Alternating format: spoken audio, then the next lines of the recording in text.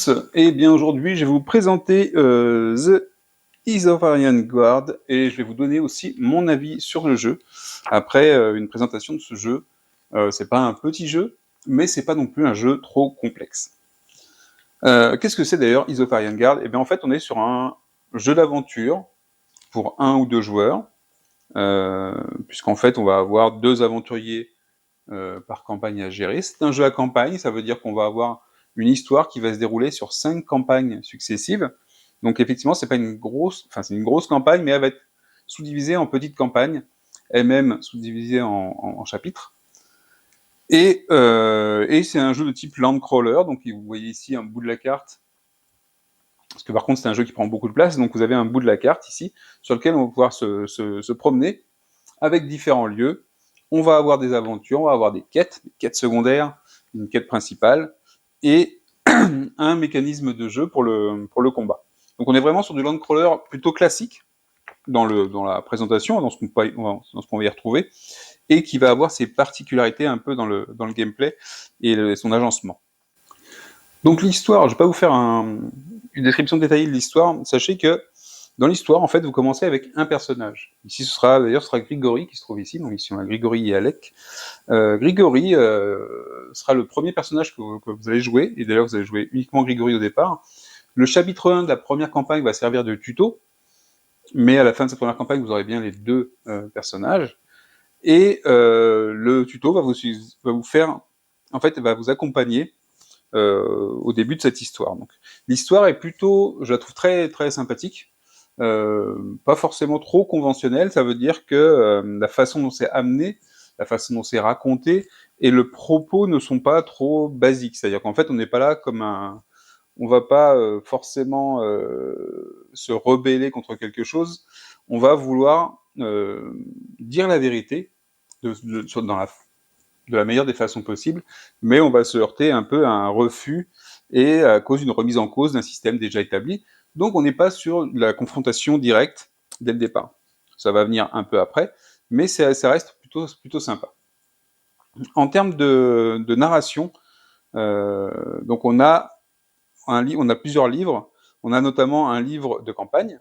Et dans ce livre de campagne, vous avez des icônes comme ça, qui sont les icônes de l'application Foreteller sur Android. Enfin, moi j'ai sur Android, mais sur iOS ça doit exister, sur PC aussi sûrement. Et du coup, les textes que vous allez lire, vous allez pouvoir les écouter en audio. Alors même pour moi qui l'écouter uniquement en audio, j'aurais peut-être du mal à comprendre tout, à saisir tous les détails. Mais en lisant et en écoutant en même temps l'audio, je vous garantis que ça vous donne une impression très très sympa. J'ai essayé de vous faire écouter la qualité des voix sur Foreteller et vous allez voir que c'est plutôt cool. Vous n'avez pas seulement que la voix des acteurs, vous avez également l'ambiance, les bruits externes. Donc ça, c'est un petit plus que je trouve très agréable. J'avais jamais expérimenté avec un jeu et je me dis que finalement, dans certains autres jeux, lecture plus audio, ça vaut le coup. Alors je vais vous faire écouter quoi, le tout début. On va dire que le tout début, ça va être le prologue. Non, peut-être pas le prologue, du coup, on va dire celui-là. Donc ici, en fait, dans l'application, vous allez avoir les chapitres. Pavel and Yana are glowing. You blink your eyes, but nothing changes. They just stand there, glowing, stone-bound. The word forms. Donc on a de la musique aussi, la musique d'ambiance. On a un peu des bruitages extérieurs. With Dunamis gone, everyone is looking to you now. After seeing Dunamis's true form, you can't help but feel a little inadequate. After Dunamis's grand exit, everyone is still clumped together, no doubt a little overwhelmed, and finding comfort in the company of others. You think it best to get everyone's mind off of the big picture and focus on the here and now. Job assignments. Okay, everyone, listen up. Our mission is to save Isofar from the threat of Tenebris. There are a few chuckles at this, and a voice calls out. Not just Isofar, but Donc vous voyez qu'on a plusieurs voix, différents personnages, des bruitages externes, et ça renforce l'immersion. Ça, c'est vraiment un truc très très cool. Donc voilà, on va être sur un jeu d'aventure, on va vivre une aventure, 5 campagnes qui vont suivre, À chaque fois, pour chaque campagne, maximum 2 personnages, donc c'est bien et pas bien à la fois. Ceux qui veulent jouer à plusieurs, ça peut être sympa de jouer à l'aventure, mais par contre, vous ne pourrez pas avoir chacun un personnage. On peut avoir que 2 personnages maximum. En solo, c'est un régal parce que ça se gère facilement et on sait on manque pas quelque chose dans le jeu puisqu'il y a que 2 personnages à chaque fois. Et donc voilà, c'est un choix délibéré. Je pense que la mécanique de jeu fait que c'est aussi plus simple de l'équilibrer comme ça. On va venir aux composants. Donc les composants, on a vraiment tout de très bonne qualité, hein, que ce soit les matériaux, les livres, les cartes, le côté artistique des cartes est très sympa. Pendant mon unboxing, j'avais fait une remarque sur l'aspect de la carte. Je suis toujours sur la même remarque, hein, je la trouve pas folle. Maintenant, ça gêne pas des masses. Elle est plutôt lisible et c'est là l'intérêt de toute façon. Par contre, au niveau des plateaux, ils sont pas trop tordus ou s'ils se warpent légèrement, c'est pas énorme, mais ça gêne pas du tout. Hein. On est loin de certains jeux comme, je sais plus si j'avais Tactics Advance qui était vraiment pitoyable là-dessus. Ici, tout est très bien, tout est pensé au niveau ergonomie. On a des emplacés double épaisseur, on a des emplacements pour les cartes. Il y a rien qui bouge, les cubes ils bougent pas non plus. C'est vraiment super bien fait. C'est un peu gros. C'est un peu gros, je vais vous dire, peut-être pour l'aspect combat des ennemis. C'est toujours bien fait, c'est-à-dire que d'un point de vue ergonomie, c'est quand même très pratique et quand on a l'habitude, en fait, on se rend compte que c'est vraiment bien pensé, que c'est vraiment très sympa. Mais pour vous donner l'exemple, on peut en combat rencontrer 4 ennemis. Et chaque ennemi va être sur un plateau comme ça. Donc si je le compare à un plateau joueur, vous voyez qu'il n'a rien à y envier. Alors moi, après il y a des astuces d'ergonomie à avoir sur ces tables de jeu. C'est-à-dire que moi quand c'est comme ça, j'écarte mes 2 personnages et j'ai la place sur ma table pour mettre 4 personnages en ligne, donc du 1 au 4. Il y a une importance parce que les ennemis qui sont en rang 3 et 4, on ne peut pas les attaquer tout de suite. Il faut d'abord attaquer ceux qui sont devant. Mais vous voyez que ça fait pas mal de choses comme ça. Alors maintenant, vous n'avez pas tout le temps 4 ennemis. Je l'ai d'ailleurs rarement vu. J'ai souvent vu de 1 à 3 ennemis, ou peut-être même 2 ennemis, parfois sur 2 rangs différents quand même. Mais c'est jouable. Donc moi, je les mets au milieu et ça passe. Mais voilà, donc tout est de très bonne qualité, mais ça prend de la place. Hein. Ici, j'ai ma carte en permanence parce que finalement, il faut qu'on l'ait en permanence, la carte, à moins d'avoir une petite carte griffonnée sur laquelle on indique où est-ce qu'on se trouve. Il y a les livres qui prennent de la place aussi. Donc il y a le livre d'index, dans lequel en fait on va retrouver toutes les choses qui sont en place dans le jeu. Donc on va avoir un index par exemple ici, on a ici le sommaire de l'index, les différentes villes et l'index de chaque ville. Quand on va couper du bois, quand on va miner, récupérer du minerai, les ennemis de chaque chapitre, et puis Fort Isra c'est notre campement, et l'index des capacités et ainsi de suite. D'accord. Donc celui-là c'est un livre qu'on va quand même souvent avoir. On ne peut pas le ranger dans la boîte, il faut l'avoir avec soi. On va avoir le livre de campagne, donc on a une campagne à chaque fois par contre, hein, donc c'est le seul. Et celui-là, pour le coup, on le manipule pas trop, sauf à des moments sur les événements de campagne. Donc celui-là, au début et pendant le tuto, vous l'aurez souvent. Vous allez lire souvent des choses. Après, ça s'espace un petit peu. Vous allez voir pourquoi. On a ici le livre de quête. Et lui, vous y allez encore moins souvent que le livre de campagne. Après, en fait, ça va dépendre, vous allez prendre campagne ou quête, selon ce que vous êtes en train de faire comme aventure. Les petits trucs qui vont pas bien, donc tout est bien en qualité, donc sauf les boîtes, mais ça c'est lié à ma livraison, ma grande boîte était un peu défoncée, je l'ai réparée. Il y a une boîte à l'intérieur qui était un peu cassée, qui correspond à celle-là, mais vu que je ne sleeve pas pour l'instant mes cartes, tout tient dans une seule boîte, pour les grandes cartes. Donc voilà, c'est rangé comme ça, c'est très bien. Donc vous voyez que si, c'est tous les ennemis, avec le séparateur pour chaque ennemi, et dedans vous avez les cartes de l'ennemi. Ici c'est pour les capacités des gardes, donc des aventuriers, des personnages que l'on joue. Et on en a un plus petit, ici, qui va correspondre aux petites cartes d'équipement, d'objets, de choses qu'on récupère sur les ennemis. On a évidemment aussi, alors j'en ai plus loin, mais des chips de poker, qui sont super... très bonne qualité, très lourde. Peut-être un peu trop lourde d'ailleurs. Peut-être que pour le type de jeu... Alors on les manipule souvent, donc c'est bien que ce soit bien solide et bien lourd. J'aurais bien aimé un carton quand même, ça aurait été plus léger, plus facile. Mais je peux comprendre que sur la durée, peut-être que les chips de poker, c'est un meilleur choix d'un point de vue qualité. Justement, on va parler des chips de poker aussi, c'est que dans le jeu, c'est peut-être un petit défaut que je vais y trouver, c'est que donc c'est de la bonne qualité, mais vous voyez que parfois sur la carte, il faut que je place des choses comme ça. Et c'est assez gros en fait. Et quand on pose à plat, potentiellement sur certains lieux, ça va cacher des numéros de lieux.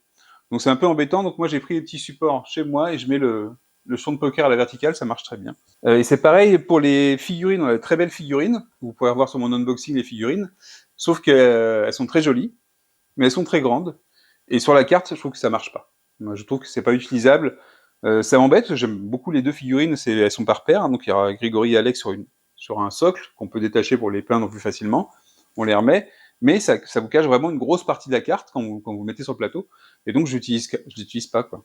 Au départ, je l'avais un petit peu, puis après, j'ai dit non, ça sert à rien. Donc moi, j'utilise des petites figurines de remplacement. Voilà, j'ai celle-là. C'est peut-être des Donjons et Dragons, peut-être, je sais plus. Mais elles sont très cool. Et pour la carte, ça marche bien, même celle-là aussi. On peut utiliser tout ce qu'on veut, et je mets ma figurine sur la carte pour le déplacement. C'est très bien. Sinon, je pourrais très bien utiliser aussi ça. Comme ça, je pourrais voir l'endroit sur lequel je me trouve, en le mettant sur la carte. C'est moins beau, mais ça fait le job. Donc voilà, c'est très beau, ce petit truc-là, petit tracas d'ergonomie par rapport aux figurines ou au champ de poker, mais c'est vraiment du détail. La dernière chose, les deux dernières choses que je vais faire comme reproche sur les composants, ce sont ces deux petits trucs-là, comme ça je vais vous expliquer en même temps ce que c'est.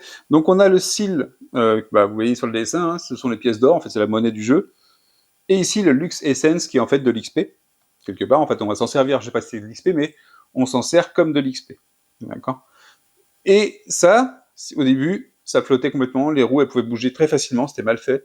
Donc petite astuce que j'ai vu quelqu'un a montré, je crois sur BGG, avec un petit post-it collé en épaisseur ici, et ben mes roues elles tournent normalement, elles sont bloquées et ça bouge plus. Alors c'est dommage, tout le reste est super bien, et là en plus c'est même pas recto verso, tout le reste est super bien, et ça fait un peu cheap, dommage. Dommage parce que pour le coup on l'utilise souvent ça. Donc limite si vraiment vous voulez pas faire ça, vous prenez des dés, deux dés 10 pour chaque valeur, et puis vous le comptez. Mais c'est vraiment dommage de ne pas avoir fait quelque chose de plus qualitatif là-dessus. Vraiment sur tout le reste, on a des cubes acryliques et tout qui sont super bien. On a des petites gemmes. Donc les gemmes, ça va représenter des pierres de magie, en fait des Stormbound, comme on les appelle. Et tout est super bien, quoi. Mais et les chips de poker, je trouve ça fou, en fait, cette différence de qualité. Et j'imagine que c'est un choix, mais bon, c'est comme ça. Donc ça, c'était pour les composants. Dernière remarque aussi, les spirales des livres. Alors, je ne sais pas si on va le voir sur l'index, mais je ne sais pas si vous voyez ici, ça commence à s'user. Alors, ça s'usait rapidement au début. Et je ne sais pas, l'index, c'est quelque chose qu'on va utiliser dans les 5 campagnes. Le livre de campagne, ça sera pour une seule campagne. Donc peut-être que lui, il souffrira pas trop. Et les quêtes, on l'utilisera sur les 5 campagnes, mais de manière moins régulière. Par contre, l'index, on y va souvent. Et l'index, j'ai peur qu'il souffre vraiment au niveau de la spirale et du papier, parce que c'est assez fin comme papier. Mais bon, voilà. C'est mes seules remarques réellement sur la qualité du matériel d'Isofarian Guard, c'est ça. Et donc franchement, c'est tout bon. J'aime beaucoup, il n'y a rien de bloquant, il n'y a rien de rédhibitoire, il n'y a rien qui me dit « Ok, je revends le jeu ». On va venir à la complexité du jeu. Est-ce que Isofarian, c'est un gros jeu quand même, hein. Vous savez qu'il y a beaucoup de matériel, il y a beaucoup de choses, et quand même sur les plateaux, on a quand même beaucoup de choses.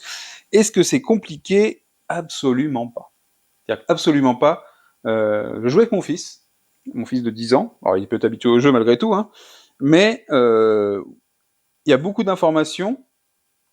Mais une fois qu'on l'a lu, une fois qu'on l'a digéré un petit peu, enfin digéré, mais c'est même pas le cas, c'est même pas digéré, c'est que une fois qu'on l'a lu, une fois qu'on a abordé une première fois les mécaniques, une fois qu'on a vu comment ça se passait, qu'on a vérifié à certains moments qu'on avait bien compris, qu'on n'a pas oublié un petit truc, un petit détail, et il n'y a pas des masses de détails il n'y a pas des masses d'exceptions, des choses comme ça, et ben c'est instantané, on ne fait que jouer. C'est-à-dire que quand je suis sur Isofarian Guard, je joue. Je ne regarde pas les livres de règles pour savoir « Ah oui, alors ça, comment ça se faisait ?»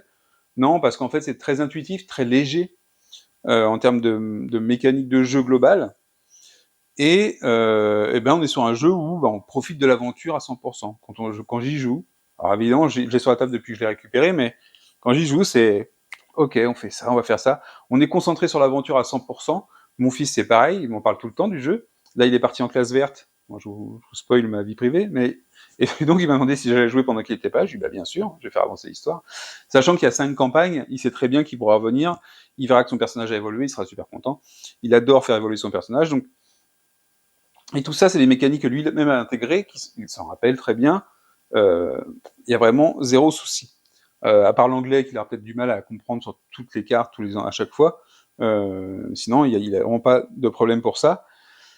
Alors pourquoi c'est pas complexe et pourquoi c'est pourtant un jeu qui est relativement profond, je trouve, en termes d'histoire et de mécanique, c'est que déjà d'une, on vous met pas 15 000 règles en place, on vous explique des choses, ensuite on vous dit d'aller au chapitre 1 de l'aventure, t'as commencé, donc on commence déjà dans l'histoire avant d'avoir vraiment tout lu, et puis dans le tuto, on aborde un peu toutes les choses, et ce qui est super bien fait dans le tuto, c'est que vous voyez, en fait, tout part quand même de la carte et du déplacement qu'on fait sur la carte, mais c'est que, à un moment, le tuto, il va vous dire, ok, faites là la phase d'exploration, comme on l'a vu, voilà, on vous laisse la main. C'est-à-dire qu'on vous dit pas, alors, dans cette phase d'exploration, vous allez faire ça d'abord, ça ensuite, dans lequel cas on se retrouverait un petit peu dirigé, et pas forcément, on n'intégrera peut-être pas forcément les choses. Là, on vous dit, ok, vous avez vu comment ça se passe une phase d'exploration, faites-le.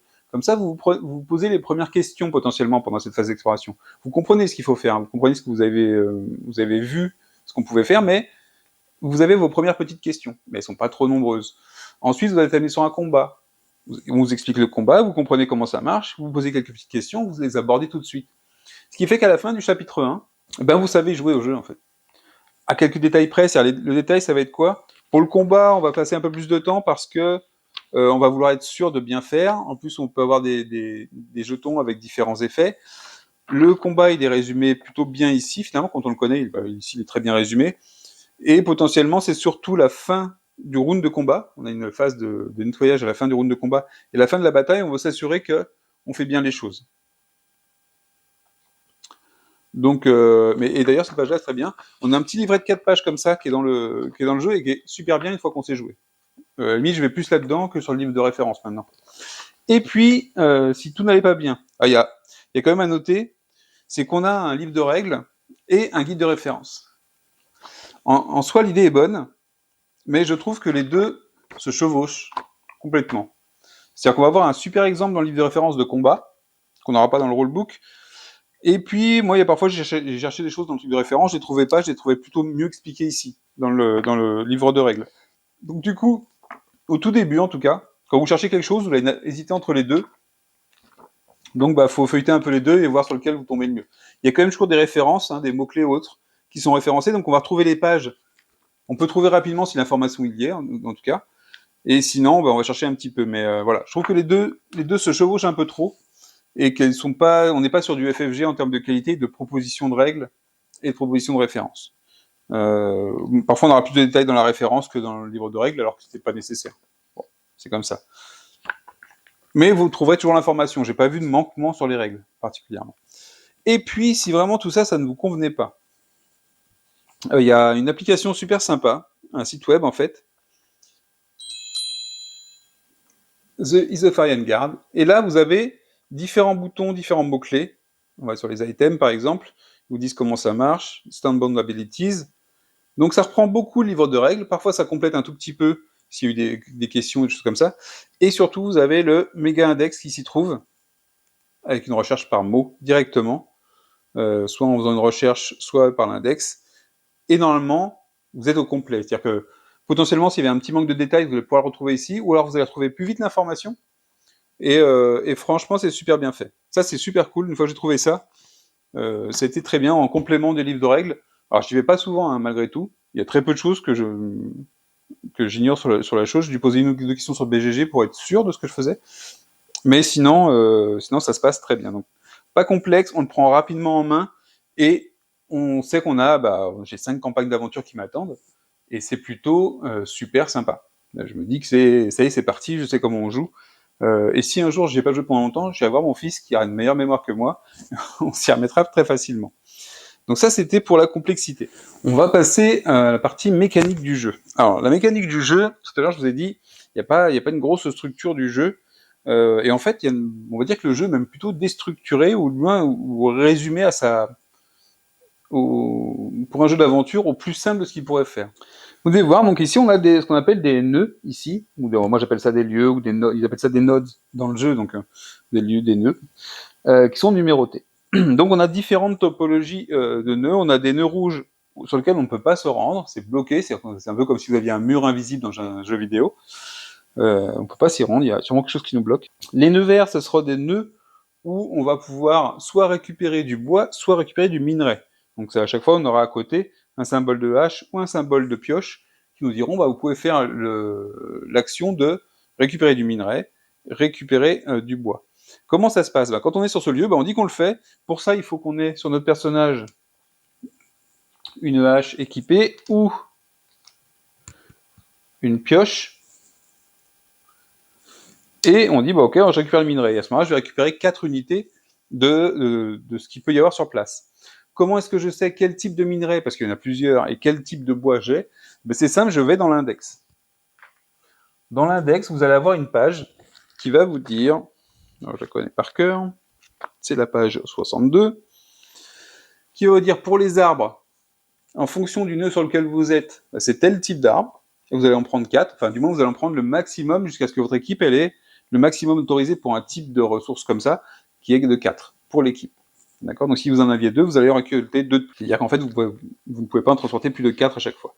Et donc en fonction du nœud, vous allez découvrir un type d'arbre. Alors pourquoi c'est important et pourquoi il y en a 4 différents? C'est que vous avez du crafting qu'on va pouvoir faire, qu'on voit d'ailleurs un exemple ici, juste avant, sur lequel on va vous dire, bah, j'ai besoin de ça, de ça, de ça.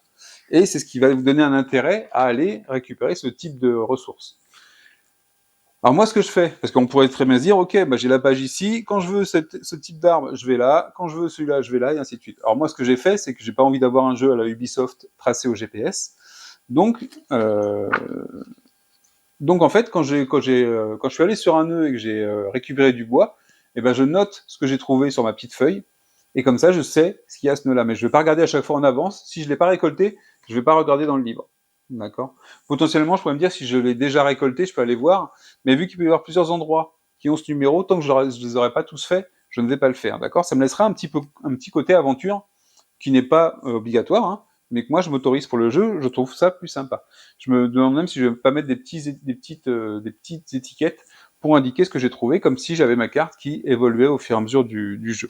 Donc on a ça pour les arbres, on a la même chose pour les mines, d'accord? Pour les mines, on vous dira, dans l'index, on va vous dire, sur tel nœud, ce sera tel type de ressources. Donc ça, ce sera pour les emplacements qui sont en vert. Ensuite, on a les emplacements orange. Les emplacements orange, on les retrouve aussi sur les cartes, sur les minimaps des villes. Vous voyez, ici, c'est un recto verso. Ici, c'est la ville de Myre. On a plein d'emplacements qui sont en vert, qui n'ont pas trop d'intérêt. En tout cas, pour l'instant, j'aurais pas vu trop d'intérêt. Si ce n'est que ce sont des lieux dans une ville qui peuvent récupérer des petites puces de narration ou d'events, ou des choses comme ça. Et puis vous avez souvent 3 lieux principaux dans toutes les villes qui sont l'auberge, le forgeron et je sais plus comment on appelle ça, qu'est-ce qu'il me reste? Il en reste un 3e, ici l'alchimiste, avec la petite potion, et vous allez les retrouver tout le temps. Pareil, dans l'index, vous avez un groupe de pages par ville, avec qu'est-ce qu'on va trouver chez le forgeron, qu'est-ce qu'on va trouver chez l'alchimiste, et combien va nous coûter une nuit à l'auberge. Sachant qu'une nuit à l'auberge nous permet de récupérer tous les points de vie de nos 2 personnages, d'accord? Mais les prix vont être différents d'une ville à l'autre. Et donc on retrouve ici, sur les côtés, nos points orange, qui sont exactement ceux qu'on a sur la carte. D'accord. Donc en fait, quand je vais arriver sur une ville, bah, je vais pouvoir placer mon petit personnage ou mon pion ou quoi que ce soit qui représente mon équipe sur le lieu orange où je suis arrivé par la carte. Là où il y a peu d'intérêt, c'est que, enfin pour l'instant, en tout cas, je n'ai pas vu d'intérêt, c'est que finalement vous arrivez en ville, vous avez accès à tout, et puis voilà. Donc, est-ce qu'il y a pour l'instant, je vois pas trop l'intérêt de la mini-carte. Je sais qu'on peut placer on peut rentrer dans une ville dans laquelle il y aurait un parchemin ou le livre qui vous indique que c'est un événement narratif de la campagne. Mais à part pour cette chose-là, parce que quand vous allez sur le lieu où il y a un événement narratif, vous devez le faire normalement, eh ben, j'ai pas vu d'autres intérêts. Donc peut-être qu'au fur et à mesure de la campagne, il y aura un intérêt à ça. Et donc là, vous avez le zoom de la ville de Myre qui se trouve ici. Et ça, c'est pour les nœuds orange. Et ensuite, vous avez les nœuds jaunes qui sont en fait les nœuds pour lesquels vous allez avoir un événement aléatoire qui va se déclencher. Donc l'événement aléatoire, il est aléatoire, mais il est plutôt, on va savoir ce qu'il peut y avoir. On va tirer en fait un jeton de ce sac noir qui en contient 5. Je vais vous les montrer. On a 2 jetons de type compas, comme ça, et 3 jetons de type ennemi avec 3 crânes, 2 crânes, et un crâne. Et voilà. Et quand j'arrive sur un nœud jaune, donc, sur un lieu qui est en jaune, je tire une des... et qu'il n'y a pas autre chose à faire sur ce lieu, je tire une des puces. Là, j'obtiens un crâne. Si j'obtiens un crâne, 2 crânes ou 3 crânes, je me rends dans l'index. Je me rends sur les pages qui vont correspondre aux ennemis et aux chapitres. Donc en ce moment, par exemple, je suis dans le chapitre 2, donc je vais sur le chapitre 2, et je vais aller regarder sur quel nœud je me trouve. Et en fonction de 1, 2 ou 3 crânes, je vais voir la rencontre que je fais. Donc c'est une rencontre d'ennemis. Quand vous avez un crâne, ce sont forcément des ennemis. Ici, sur les ennemis, qu'est-ce qu'on peut voir? Le niveau de l'ennemi. Donc vous allez chercher la carte, par exemple, si j'ai tiré 2 crânes en 46, ben, un brigand maraudeur de niveau 2 qui va se positionner sur le plateau 1, et un autre brigand maraudeur de niveau 2 qui va se placer sur le plateau 2. Mais si j'étais en 40, par exemple, pour 2 crânes, ce serait un archer brigand sur le plateau 3, et donc en fait c'est-à-dire qu'il est à la distance et que je ne peux pas l'attaquer tout de suite tant que je n'ai pas éliminé son chef, et un chef brigand, pareil de niveau 2, sur le plateau 1. Si jamais le nom était en rouge, comme c'est le cas parfois, ça veut dire que vous tombez dans une embuscade, et à ce moment-là, c'est-à-dire qu'au lieu que ce soit les gardes, donc nos aventuriers qui commencent à faire le combat, ce sont les ennemis qui font leur tour d'attaque. Normalement, le tour de jeu classique, c'est les gardes agissent, les ennemis réagissent, et ensuite, on recommence les gardes, et ainsi de suite. Quand c'est une embuscade, on commence par les ennemis, en fait, et ensuite on reprend le tour normal, les gardes, les ennemis, et les gardes des ennemis. Quand je dis les gardes, ce sont les aventuriers, on est des gardes. Les Isofarian Guard, d'où le titre. Donc voilà comment ça se passe pour une rencontre. Donc vous voyez, c'est à chaque fois, pour chaque chapitre différent, et pour chaque nœud, vous allez avoir une répartition différente des ennemis. Et donc ça, ce sera sur les nœuds jaunes. Une fois que vous avez fait ça, vous êtes en mode exploration. En fait, le jeu, c'est quoi? J'explore, je peux me déplacer sur un nœud. Une fois que j'ai fait l'event qui était sur le lieu, je fais ce que je veux. Je peux augmenter mon personnage. Donc je vais utiliser des points de luxe. Si je suis en ville, je fais vraiment ce que je veux. Je vais chez le forgeron, je vais à l'auberge, j'allais dire à l'hôtel, à l'auberge, quoi que ce soit. Je fais mes emplettes en fait. Pendant la phase d'exploration aussi, tant que je suis pas dans un event, tant que j'ai pas déclenché un event plutôt. Donc par exemple l'event narratif, ce serait qu'il y ait une puce narrative. Donc ce sera soit un parchemin, soit le livre. Donc ici on a le livre. Ici on a le parchemin. Ben, tant que je suis pas rentré dans ce genre d'événement, tant que je l'ai pas déclenché, tant que j'ai pas pioché une puce, un jeton de ce sac-là, je suis en phase d'exploration tranquille, c'est-à-dire que je pourrais agencer mon personnage, je peux changer les équipements. Donc vous voyez que sur le personnage, en fait, on a une partie équipée, une partie sac, on va dire. Mais ça veut dire que si j'ai un équipement qui est là, et que je rentre en combat, je pourrais pas l'utiliser. Je pourrais pas le placer de là à là. D'accord ? Donc il faut que j'ai préparé quelque chose ici, et vous voyez que j'ai qu'un emplacement de potion, un emplacement d'accessoires. Et tout le reste, ça ne sera pas utilisable dans le combat. Donc il faut se préparer. Donc ça, vous pouvez le faire. Vous pouvez upgrader votre personnage. On verra comment ça se passe pour l'upgrade, mais c'est à ce moment-là qu'on pourra dépenser. Et une fois que vous avez par contre déclenché un combat ou un événement narratif, vous ne touchez plus à vos personnages. Donc ça, c'est pour une orange. Et voilà, grosso modo, comment va se dérouler le jeu. Alors il y a une petite subtilité au niveau des jetons qu'on va pouvoir piocher, c'est que vous avez pour les jetons compas, donc, pour cela, vous allez avoir, on en voit 2 ici, un ici, et un troisième plus haut. Ce sont des decks on va dire d'event qui sont répartis en 3 régions. Vous avez une région montagneuse, là-bas, la région de la plaine et la région de la forêt. Donc en fait, un truc très simple, c'est qu'ici, on vous rappelle entre quel et quel nœud, il y a la région des montagnes, les plaines et la forêt, au cas où, parce que c'est pas forcément super visible. Et même si ça, finalement, au fur et à mesure, on l'apprend aussi. Et à ce moment-là, si vous avez pioché un compas, vous placez un petit, comme j'ai mis ici, sur le deck, vous allez placer des petits cubes violets comme ça. Une fois que vous avez pioché votre cube violet, si jamais il y a 3 cubes violets sur un deck d'event, à ce moment-là, vous avez le choix.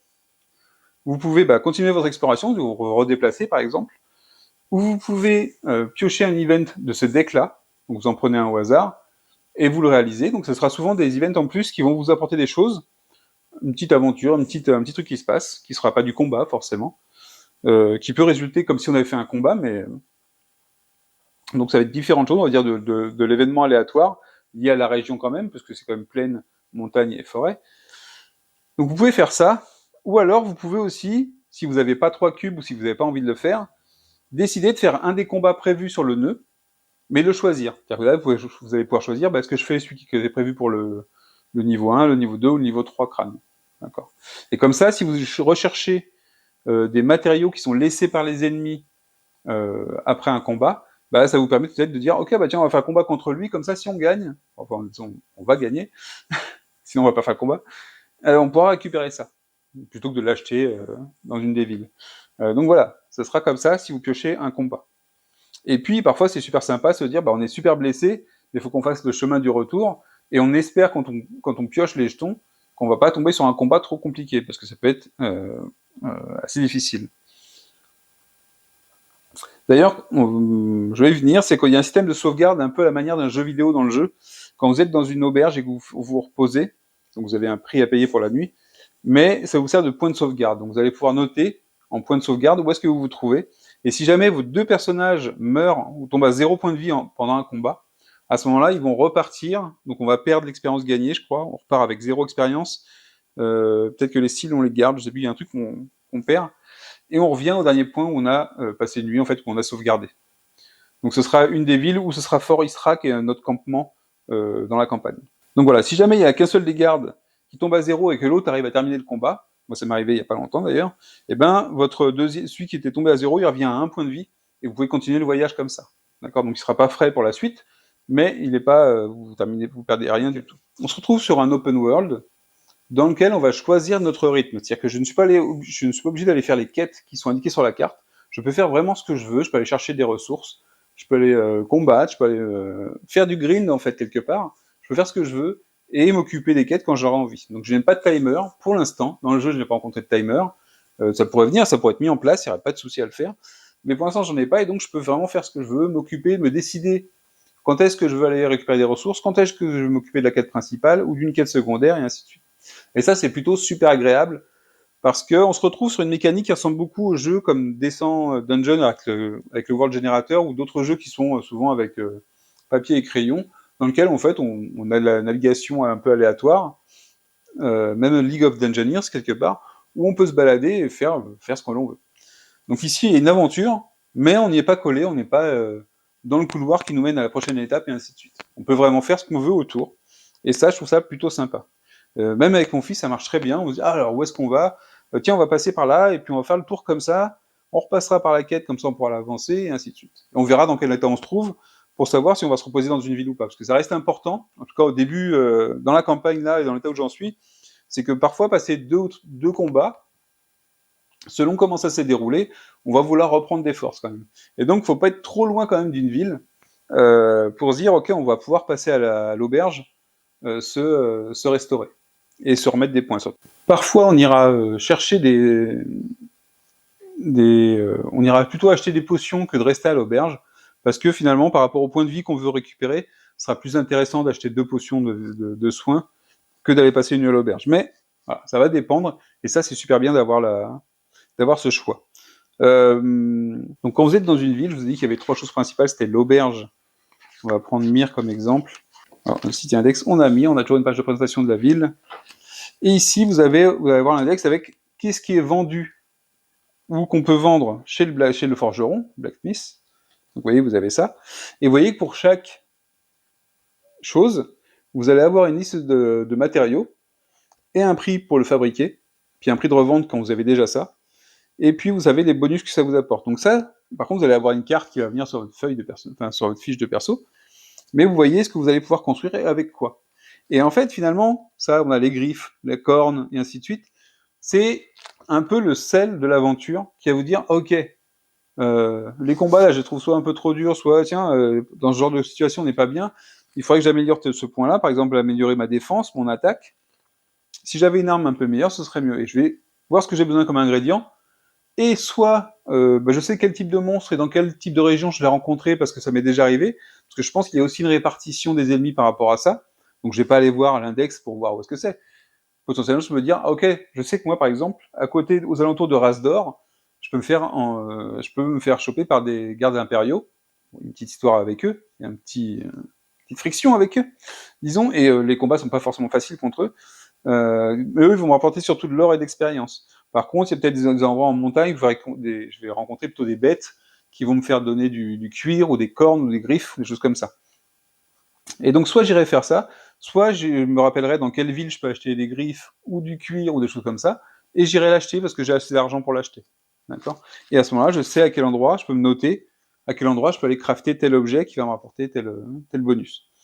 Donc ça vous donne aussi, c'est pas l'histoire principale, mais je trouve que c'est, plutôt que de faire une quête FedEx où on va aller chercher 3 pommes à un clampin d'un village, eh ben on se fait nos propres quêtes FedEx parce qu'on va se récupérer nos matériaux pour nous, pour nos objets. Et je trouve ça plutôt bien en termes de motivation, d'exploration et d'aventure. Parce que du coup, ça va venir se combiner. Je vais pas terminer là-dessus. Ça va venir se combiner avec ce qu'on a aussi comme event là-dessus, des events qu'on va pouvoir avoir de façon aléatoire, et on va mener tout ça en même temps. Et ça, c'est plutôt sympa. Alors, je peux pas faire plusieurs quêtes secondaires en même temps. Je suis obligé de terminer une quête secondaire pour prendre une autre quête secondaire. Mais par contre, la quête principale, elle reste toujours en place. Toujours en ce qui concerne... là, c'est Rasdor, mais... Donc, Myr, ici, on a le Cléhorn, qui est l'auberge de Myr, et qui est, j'en fais la pub, c'est la moins chère de la région, pour l'instant, qui, contre 15 cils, vous permet de vous remettre tous vos points de vie, et on y passe souvent quand on veut se soigner, parce que c'est la moins chère, les autres sont souvent à 20 ou 25, ce qui est plutôt hors de prix. Vous voyez que dans l'auberge aussi, je vais avoir des bounty quests. Ça veut dire quoi? C'est des quêtes de primes, en fait, de chasseurs de primes, dans lesquelles on va vous dire, vous allez en tel nœud, vous allez combattre ça et ça, les ennemis seront un peu plus forts. Donc là, par contre, il n'y a pas de fluff, il n'y a pas de texte ou quoi que ce soit, hein. C'est vraiment des quêtes, c'est rechercher mort ou vif, enfin plutôt mort d'ailleurs.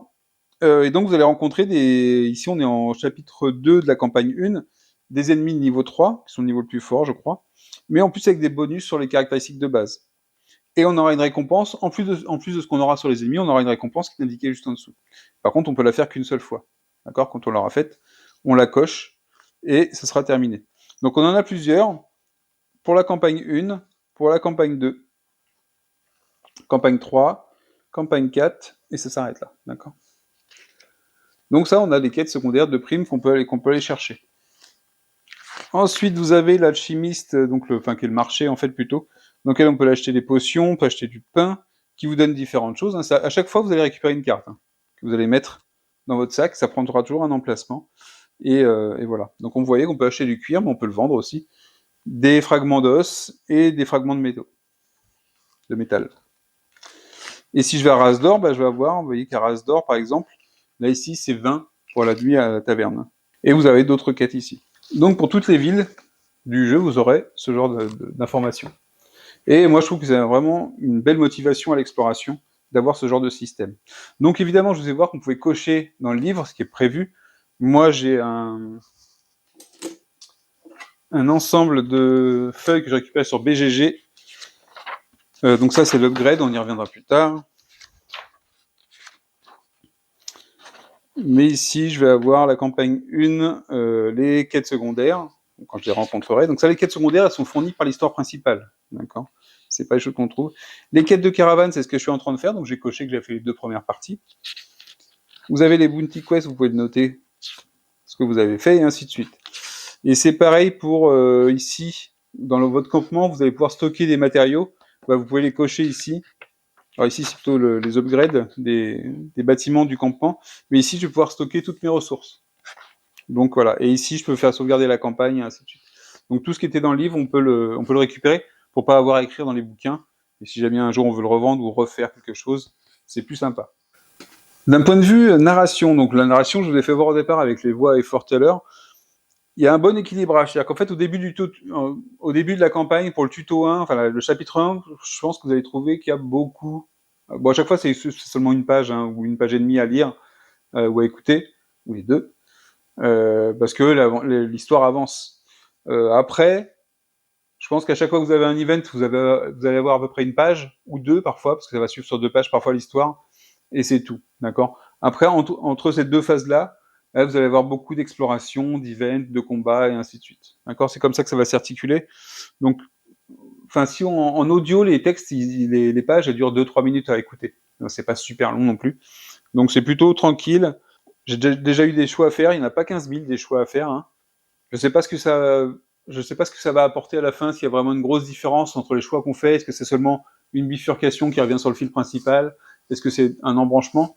Mais c'est pas clair. Quand je dis que c'est pas clair, c'est pas visible pour moi ce que j'ai raté ou ce que j'ai pas raté ou ce que j'ai bien fait ou pas bien fait. J'ai pris une voie, quoi. J'ai pris celle que je voulais choisir. Je me suis pas posé de questions. Voilà, j'ai voulu que mon personnage joue comme ça. Et finalement, je vois pas trop les ficelles de la campagne. De toute façon, je pense que tant qu'on l'a pas fait 2 fois, on le verra pas. Ou aller dire vraiment à chaque fois ce qu'on aurait pu faire. Et c'est bien agréable. C'est-à-dire qu'en fait, il n'y a pas de choses qui me paraissent évidentes à chaque fois, où on se dit, ah ouais, si je fais ça, il va se passer ça, et ainsi de suite. Donc c'est pas mal du tout. C'est pas mal du tout. Et vous avez ce genre de choix dès le début de la campagne. Alors, je pense que le premier choix qu'on fait, il n'est pas impactant par rapport à la suite au déroulé du chapitre 1, mais c'est pour faire voir qu'il peut y avoir des choix à faire dans la narration. Donc pour le côté narratif, je vous dis, il n'est pas lourd. Je pense qu'il est moins gros que celui de Midara, par exemple. Il est plus important que celui de Skyrim, que j'ai pas trop aimé parce qu'on n'avait pas du tout le lore. Là, ce qui est intéressant, par contre, c'est que les rencontres avec les personnages que vous faites, quand il y a de la narration, bah, vous en apprenez un peu plus sur la ville, sur le personnage, et ainsi de suite. Et je trouve que ça, c'est très sympathique. Et vous êtes à chaque fois du point de vue d'un des personnages. C'est-à-dire que dans le texte, on vous dit, c'est Grigori, c'est du point de vue de Grigori, ou du point de vue d'Alec, là, mes deux personnages. Et du coup, vous avez sa perception et ses réactions, et ainsi de suite. Donc effectivement, les personnages vont dire des choses eux aussi, parce que leur caractère, c'est pas vous qui le définissez, vous définissez leurs actions, mais pas leur caractère. Donc leur caractère, parfois vous allez faire des actions parce que vous savez que ce personnage-là, il a ce caractère-là aussi. Et c'est assez sympa. Franchement, le mix marche très bien. Pour ça, je suis pas déçu du tout. Et la narration n'est pas trop pénible. Ouais, même plutôt agréable, en fait, plutôt. On va passer au système de combat qui est le gros morceau du jeu. Donc on va pas se mentir, tout le jeu d'aventure, il y a beaucoup de choses, il y a de la narration, il y a de l'exploration, on fait des rencontres, mais malgré tout, la partie jeu, si je dois dire qu'il y a une mécanique de jeu réelle où on va avoir l'impression de jouer à un système de jeu, c'est le combat, d'accord? Il n'y a pas d'autre système, c'est-à-dire qu'en fait, j'ai même pas de test de compétences, du moins j'ai pas vu ça, pendant la partie. Je fais de l'exploration, je lis des events, potentiellement j'ai un combat ou j'ai une petite rencontre avec un petit texte, mais la partie mécanique du jeu, Days of Argengard, c'est que du combat. Donc si dans un jeu d'aventure vous n'aimez pas le trop grand nombre de combats, ou du moins s'il y a un combat vous voulez que ça passe vite, bah, ce sera pas votre type de jeu. Là on est vraiment sur un système de combat tactique sans figurines, d'accord? Donc il va plus s'approcher, alors je dirais pas d'un Too Many Bones, mais peut-être plus finalement, parce que Too Many Bones était très abstrait, mais on est plus là-dessus, sur un combat d'un jeu, comme si on faisait un combat avec un jeu de cartes, que d'un combat de miniature façon Arenas of Contest et autres. D'accord? Donc on a nos deux personnages, on va avoir un ou plusieurs ennemis en face de nous. Avant de vous présenter le combat, on va d'abord regarder un peu la fiche de personnage, ça va être rapide. On a en haut donc le portrait du personnage, ça paraît pour les deux. Ensuite, on a une caractéristique de point de vie, avec un maximum de points de vie. Donc sur ce personnage-là, c'est un peu particulier, parce que j'ai un maximum qui dépasse les 20. Ça, c'est un truc en ergonomie qui est vraiment pas terrible. Je sais pas pourquoi ils ont pas mis des dizaines en dessous et des unités au-dessus. On peut pas aller au-delà de 30, mais ça aurait été plus sympa que de faire un... Donc là, j'ai mon niveau actuel, ici, enfin, en fait, j'ai 20 plus 2, 22, et ça, c'est le maximum, je peux pas aller au-delà de 22. Voilà, c'est un peu bizarre. Ça se gère. Ensuite, on a avec le point le niveau d'attaque, le bouclier le niveau de défense. Ici, vous avez les objets qui sont équipés sur votre personnage. Donc, vous pouvez avoir une arme, une armure, un accessoire, un objet. Et ici, c'est 4 emplacements dans votre sac. Il me semble qu'au cours de l'aventure, on peut augmenter cet emplacement. Ici, vous allez avoir les cubes, les points d'action disponibles, utilisés. On va voir ça dans le combat. Enfin, sur la partie basse, ça va vous servir pour les jetons qui seront tirés, qui sont des bonus positifs, bonus négatifs, les jetons qu'on va défausser. Et ici, vous avez 6 emplacements pour des cartes qui vont représenter des aptitudes. Donc si je prends une aptitude, on va prendre celle-là par exemple, qui était une aptitude de départ, on a ici sa face principale, qui est la face sur laquelle on doit toujours commencer un combat. Quelles que soient les cartes que vous avez, si vous avez un côté avec P, il doit être du côté P quand vous commencez un combat. Donc s'il n'y était pas, il faut le mettre. Mais sinon, on le fait en fin de combat et ça se fait très bien. Ici, c'est un icône qui dit que quand j'ai utilisé la carte, je retourne la carte et il y a un autre côté, d'accord, qui est un côté S, justement. Ensuite, vous allez avoir un coup à gauche en jeton, en fait, que vous allez récupérer du sac. On va y venir. Et ici, à droite, en cube d'action. D'accord, les cubes qu'on a vus ici. Donc si j'ai envie d'utiliser cette capacité-là, qui m'indique que tant qu'elle est active, donc tant que j'ai payé le coup dessus, j'ai un +1 en défense, et j'ajoute un bouclier. C'est pas super visible, mais on le sait quand on joue. C'est un bouclier, c'est un jeton vert au sac de Grigory's, donc du personnage. Et j'ai un effet de chain qui est particulier à ce personnage-là, qui fait que si j'enchaîne ces caractéristiques, cette aptitude après une autre action, à ce moment-là, je gagne aussi l'ajout d'un second bouclier. Et évidemment, quand je retourne, j'ai une autre aptitude derrière qui me coûte 2 boucliers, par contre, là, ici. Donc 2 jetons ou un bouclier double, et un point d'action. Et par contre, celle-là me rapportera plus 2 en défense. Et si je l'ai enchaîné après une autre carte, elle me rapportera un cube vert. Le cube vert, c'est un point d'action bonus supplémentaire. Donc voilà, et on a ça pour toutes les cartes. Donc toutes les cartes, celles-là, elles fonctionnent de la même façon. On peut très bien avoir des cartes qui ne se retournent pas. Hein. Donc Alec, lui, c'est particulier, il y a des potions. Vous voyez que en fonction des personnages, on va pas avoir la même chose au départ. C'est pas le même type de capacité, et donc pas la même façon de jouer non plus. Donc Alec, lui, c'est plutôt des potions. Vous voyez qu'elles ne se retournent pas quand on les utilise, mais elles ont bien deux faces. Ça veut dire qu'il va falloir utiliser les capacités qui vont vous permettre de retourner si vous voulez utiliser ce qu'il y a derrière. Donc c'est pareil, lui, il lui faut une épée, un bouclier et un cube. Et à ce moment-là, il gagne un cube d'action supplémentaire. Et Empower, c'est parce qu'il a une autre compétence, qui est la compétence de Combine qu'on n'a pas au début du jeu, on la récupère avec l'expérience, qui nous permet de déclencher un événement Empower sur une autre carte. Donc vous voyez qu'on a... En fait, ici, ils ont trouvé un système symétrique de jeu. Donc on n'est pas sur Massive Darkness 2 qui a pour chaque personnage un système asymétrique, mais on a un système symétrique de jeu, mais qui, avec le contenu des cartes, va être modifié. Donc on ne jouera pas de la même façon, et pourtant on joue avec le même système. Et je trouve ça super intelligent. Je trouve ça plus intelligent que le truc de Massive Darkness 2, par exemple, qui est un gimmick, avec chacun son matériel, ça fait du matériel en plus, ça prend de la place, c'est différent pour chaque personnage. Là, en fait, vous allez apprendre votre personnage, vous savez comment le jouer, vous savez comment jouer n'importe quel personnage, mais la façon de le jouer va être différente, parce que la façon dont on mise les cartes et les caractéristiques du personnage seront différentes. Et ça, je trouve ça super cool. On a un dernier type d'aptitude aussi, ce sont les Stormbound. Donc les Stormbound, c'est quoi? Ce sont des pierres magiques, en fait. Le scénario tourne autour de cette magie, justement. Et on en a une au début du jeu. On peut en récupérer d'autres. Donc ça, c'est une aptitude de Stormbound. Une aptitude de Stormbound, elle vient avec une Stormbound, donc une pierre particulière. Ici, c'est une obsidienne. Donc quand on récupère une aptitude comme ça, et qu'on la place sur notre jeu, on récupère aussi la carte qui va avec, la carte de la pierre qui va avec. Et au dos de cette carte, j'ai un jeton qui va venir aussi avec. Ça veut dire quoi? Et évidemment, cette pierre, il faut que je l'associe. Donc elle vient par mon aptitude, mais je vais l'associer à un objet dans lequel je vais avoir des emplacements pour les mettre, ces pierres. Donc cet emplacement vide peut me permettre de me mettre une pierre. Donc quand c'est ça, je récupère le jeton qui est dessus, je le mets dans mon sac, qui sera là tout le temps avec moi. Et puis ça va en dessous mon objet, et ça vient ici. Alors, ici, sous l'armure, j'ai également une autre pierre que j'ai récupérée pendant l'aventure. Vu que sur mon armure, j'ai un emplacement, je peux la mettre. Et celle-là m'a donné 2 jetons avec un double épée, 2 jetons avec un double bouclier. C'est de l'orichalque. Donc pareil, je la mets en dessous. Et c'est venu ici. Évidemment, si je peux très bien échanger la pierre pour la donner à quelqu'un d'autre, la mettre sur une autre armure, une autre arme. Si par contre j'enlève l'aptitude de mon personnage, je récupère aussi la pierre, et donc du coup, j'enlève le jeton qui était associé à la pierre. D'accord?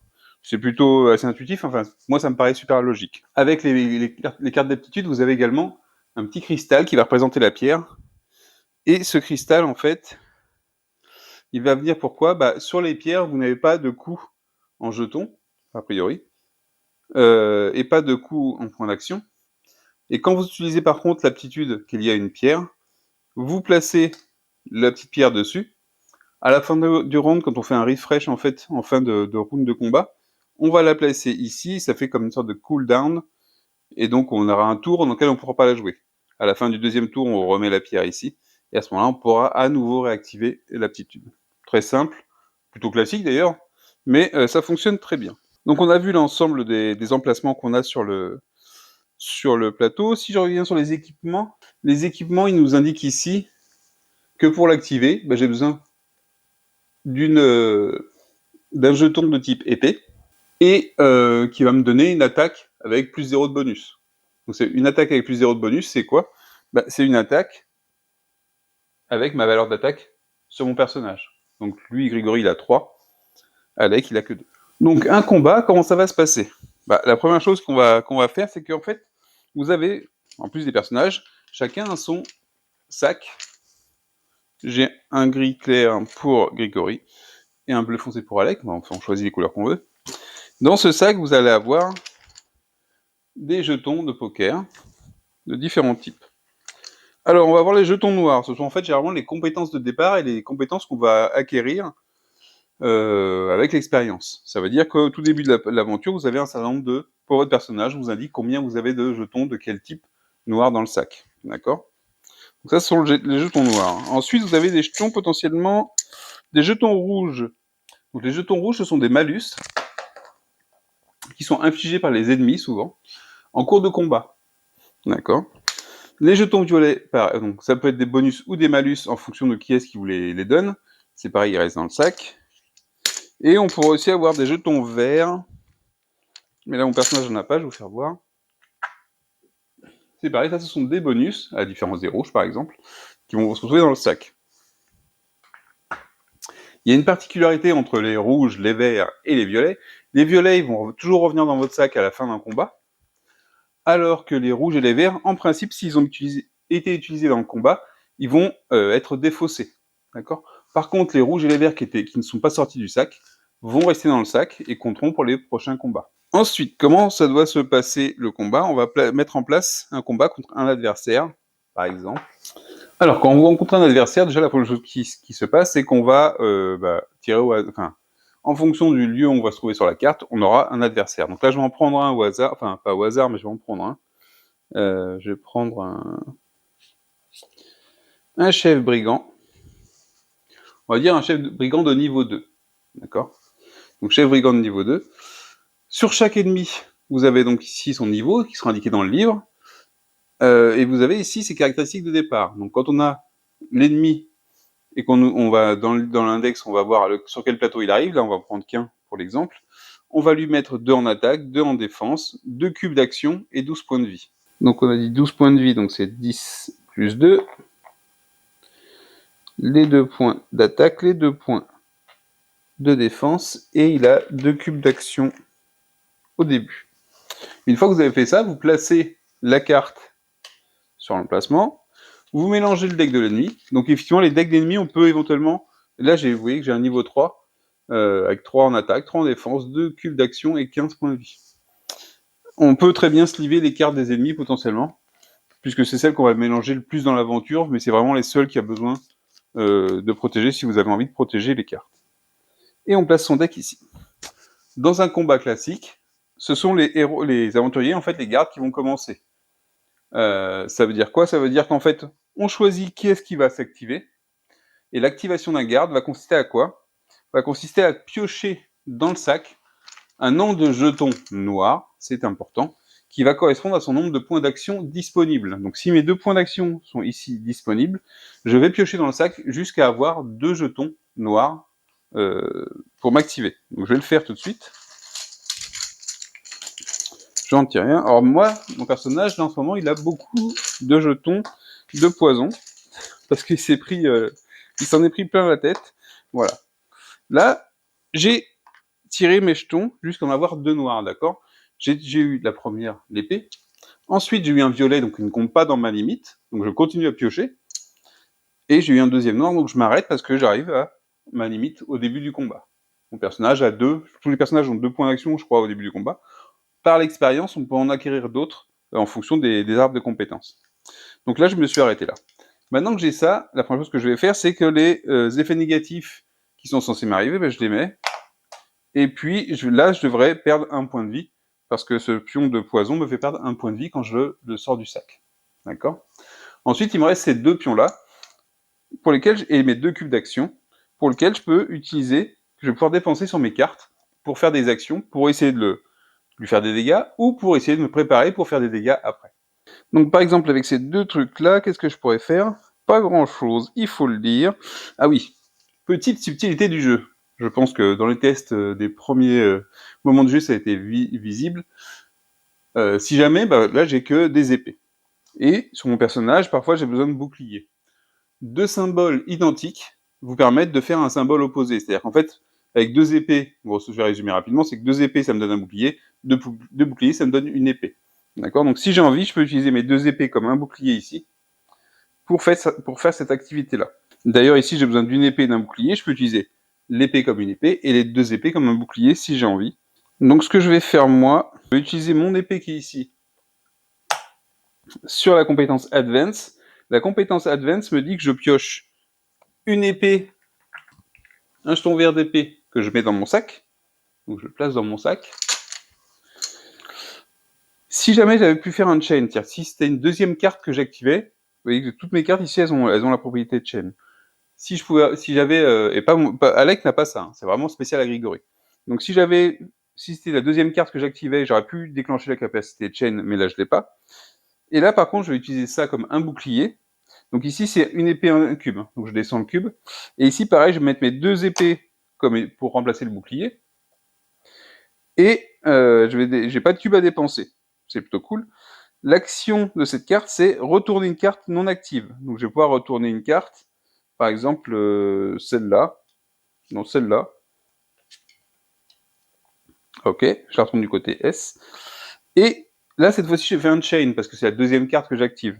Et qu'elle a une capacité de chain. Donc là, je gagne un cube vert. Et ça, c'est plutôt bien, parce que ça me fait deux cubes, et 3 cubes en tout pour faire mes actions au prochain round. Sauf que là, j'ai plus de jetons. Donc, plus de jetons, ça veut dire que je termine mon activation. Et vous voyez que j'ai rien fait à l'ennemi. J'ai rien fait de spécial, d'ailleurs. Mais j'ai commencé à préparer mon jeu. D'accord? Et plus vous allez connaître votre personnage, plus vous allez savoir connaître ses compétences, vous allez rechercher des combinaisons et les capacités des cartes.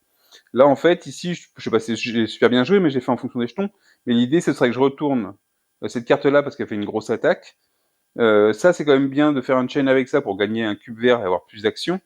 Ici, c'est bien de ne pas la retourner parce que je peux diminuer la défense de l'ennemi. Vous voyez que j'ai 4 cartes, elles sont toutes recto, enfin mes cartes à moi, elles sont toutes recto verso, mais je crois que celle d'Alec aussi. Et elles se retournent tout le temps quand je les utilise. Donc, il va falloir combiner avec ça. Et ça fait le sel du jeu et ça fait le sel du combat. D'accord? Par contre, j'ai rien fait à l'ennemi.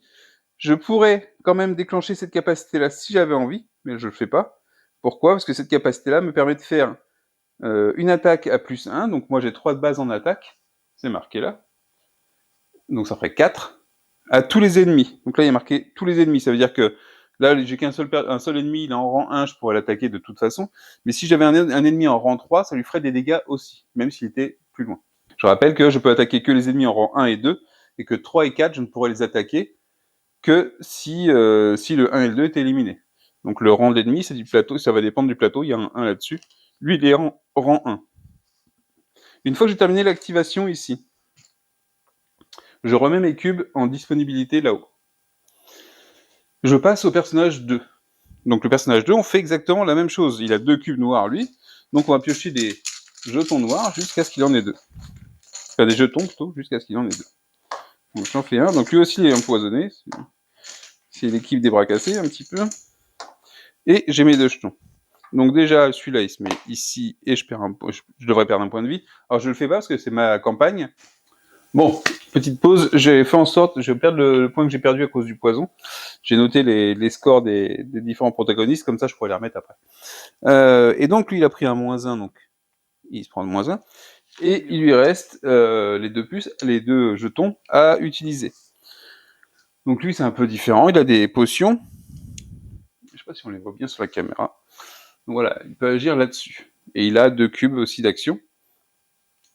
Donc lui, ce qui est intéressant, c'est qu'il a l'effet Empower qui peut déclencher, sur chaque carte, il y a une capacité qu'on peut déclencher avec cette carte-là, et il lui faut un bouclier, donc là il a une épée en bouclier, il pourrait le faire.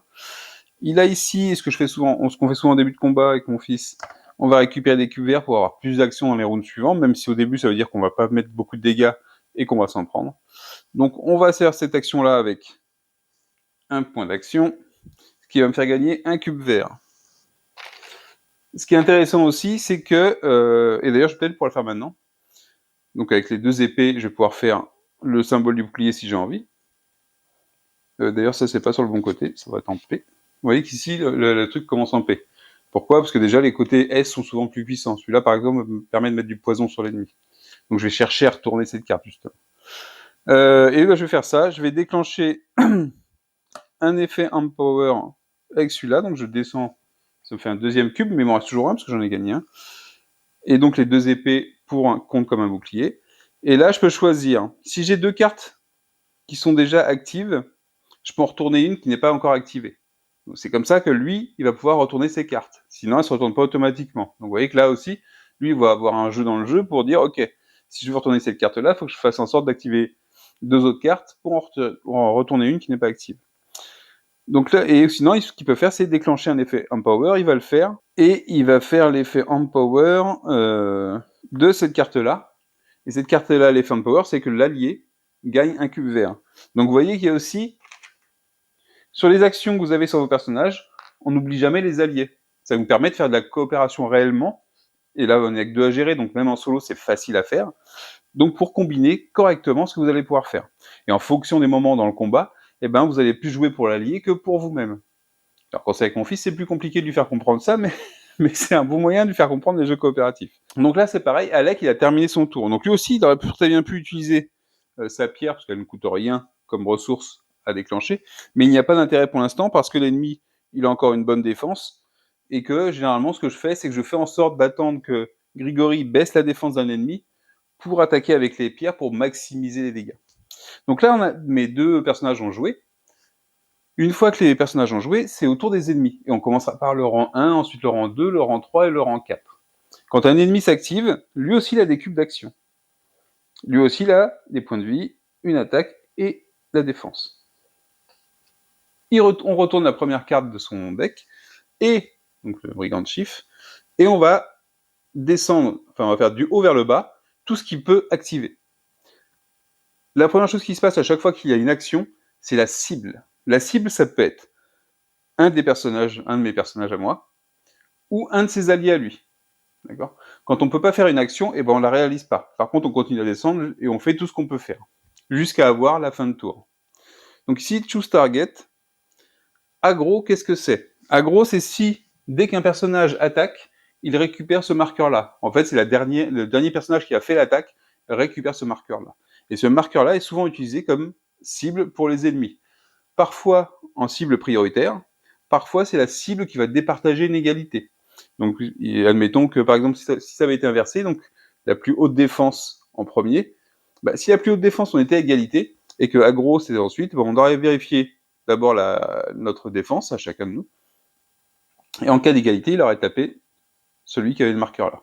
Bon là c'est pas le cas, sa priorité c'est celui qui a ce marqueur là, personne ne l'a, puisqu'on a chacun de nous, on n'a fait aucune attaque, on n'a pas agressé pour l'instant.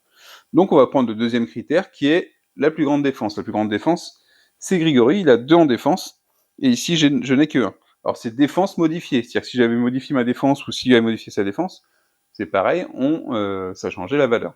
En cas d'égalité au bout de tous les critères, ce sont les joueurs qui choisissent. Donc là de toute façon la plus grande défense c'est Grigory, donc c'est lui qui va se faire attaquer.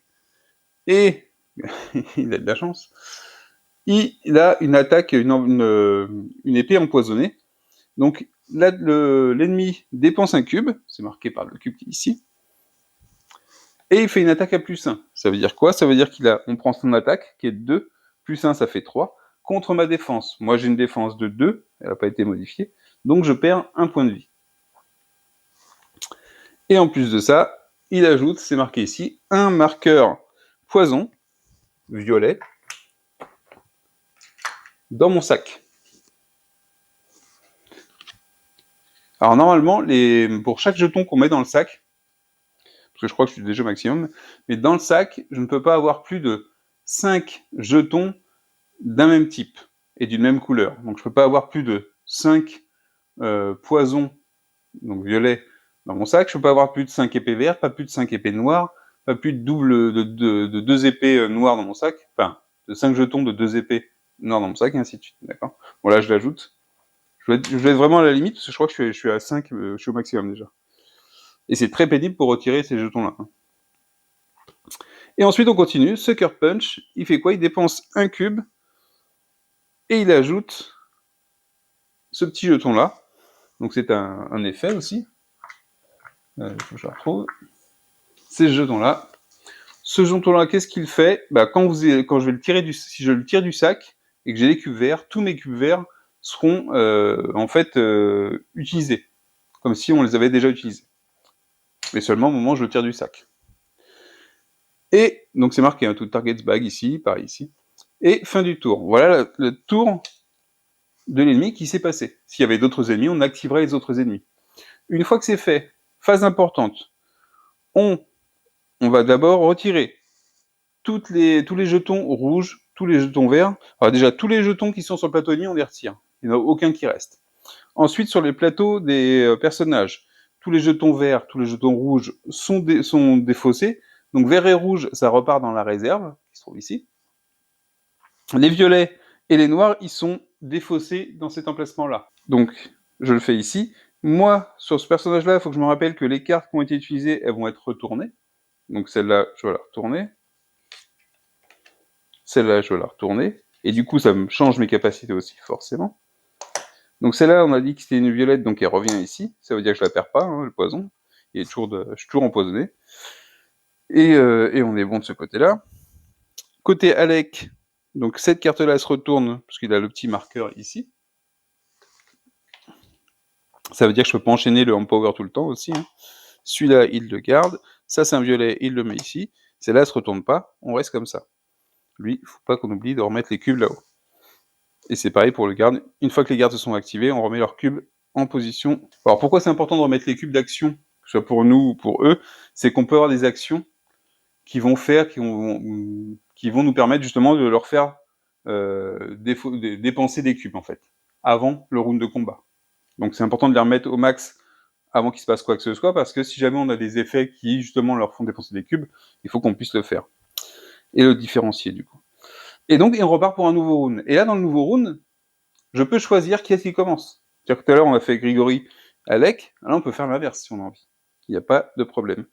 Donc j'espère que vous voyez bien en fait l'intérêt du combat, et c'est ce qui va faire un peu le sel du... Ouais, c'est super... J'ai un sac. Là j'ai toujours pas de noir, le noir ça c'est le noir du combat, je ne compte pas.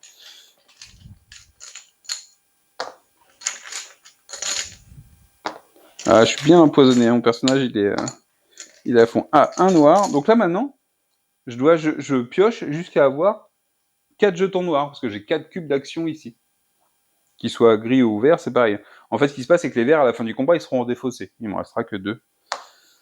J'en suis à 2. 3. Et 4. Donc vous voyez, en fonction du nombre d'action, de cubes d'action, vous allez avoir en piocher plus. Et puis, selon ce que vous avez mis dans votre sac, des effets, donc que ce soit des épées vertes, des boucliers verts, ou des cœurs pour soigner, ou des effets de l'ennemi qui vous font des malus, eh ben, vous allez continuer à piocher dans le sac jusqu'à avoir le nombre de jetons noirs nécessaire. Donc là, par contre, je me prends 2 points de dégâts, parce que j'ai 2 jetons de poison. Donc 1, 2. J'ai un -1 au bouclier qui me servira, si jamais il m'attaque, j'aurai -1 en défense. Et j'ai ces jetons-là à placer. Ce qu'on va faire, c'est l'attaque que j'avais prévue. Ça veut dire, je mets un jeton noir, une épée, un bouclier et un cube d'action. C'est ce qui est marqué là. Ça me permet de mettre un -1 sur l'ennemi. Donc il a une défense amoindrie à -1. Donc il avait 2 en défense. Maintenant il a 2 -1, 1 en défense. Et donc je vais en profiter pour faire mes attaques au maximum de ce que je peux faire. On verra que c'est pas non plus la folie. Mais c'est toujours ça. Donc je vais commencer par mettre mes 2 épées ici, avec 2 cubes. Ça me demande 2 épées ici, 2 cubes. Donc 2 cubes, tac. Et là, ça me permet de faire une attaque à un ennemi avec une force de plus 2. J'ai 3 en attaque, plus 2, ça fait 5. Il a 1, donc 5 moins 1. Enfin, il a 2 moins 1, donc 5 moins 1, 4. Je lui fais 4 points de dégâts, il était à 12, il passe à 8. Il me reste un bouclier. Le bouclier, je ne pourrais vraiment rien faire. Par contre, ici, vu que j'ai déjà fait cet effet-là, j'ai un effet de chain ici qui me permet de piocher 2 jetons en plus. Donc je pioche mes 2 jetons en plus. Par contre, là, je pioche directement les 2 jetons et c'est pas un nombre de jetons noirs. Pas de chance, c'est 2 trucs de poison. Donc je perds encore 2 points de vie. Et donc ça veut dire que je peux pas utiliser mon bouclier spécialement. Donc le bouclier, j'ai pas de quoi l'utiliser, je le défausse directement. Ce que je vais faire par contre, c'est que je vais utiliser ma pierre. Je profite d'avoir un effet sur sa défense. Je fais une attaque à plus 1 avec ma pierre. Donc elle me coûte ni point d'action, ni j'ai pas besoin de jetons. Donc ça fait 3 et 1, 4, moins 1, 3 points de dégâts. 1, 2, 3. Vous voyez qu'on était à 12, il est déjà rendu à 5 points de vie. Donc c'est pas parce qu'au premier tour on n'a rien fait que c'est grave. Alors, en fait, il faut en profiter pour préparer et voir comment on va faire.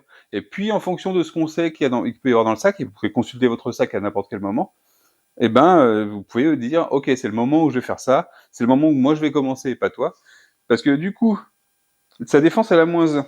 Et j'ai bien fait du coup de jouer lui avant, parce que Alec va en profiter. Maintenant c'est son tour, il va s'activer, donc lui il va en piocher 3. 3 jetons noirs, hein, je vous rappelle. Bon, il a déjà ces 3 jetons noirs. Alors, avec les 3 jetons noirs, qu'est-ce qu'on va faire? Donc lui, sa capacité d'attaque, il a une capacité d'attaque à plus 2, qui est là, qui est au dos de la carte sur laquelle il y a le Empower de tout à l'heure. Et donc on l'a retourné à la fin, parce qu'il y a ce petit symbole-là. Donc pour faire ce plus 2, il lui suffit d'activer une autre compétence, donc il n'y a pas de souci. Bon, on va activer celle-là, contre un cube. Ça nous permet de mettre un point, soit chez Alec, soit chez Grigory. Je vais mettre chez Grigory, puisqu'il est un peu blessé. Ensuite, je peux utiliser... je vais utiliser celle-là. Une épée, parce que c'est marqué là. Je vous fais voir le truc quand même. Une épée et un cube. Et là, si j'avais une autre compétence de type P ou S active, je peux attaquer un ennemi avec une attaque plus 2. D'accord. Si par contre j'avais les deux, c'est-à-dire que j'avais une carte qui était sur P et une carte qui était sur S qui était active toutes les deux, je pourrais attaquer tous les ennemis avec plus 2. Alors, on n'en a qu'un, donc ça ne me sert pas.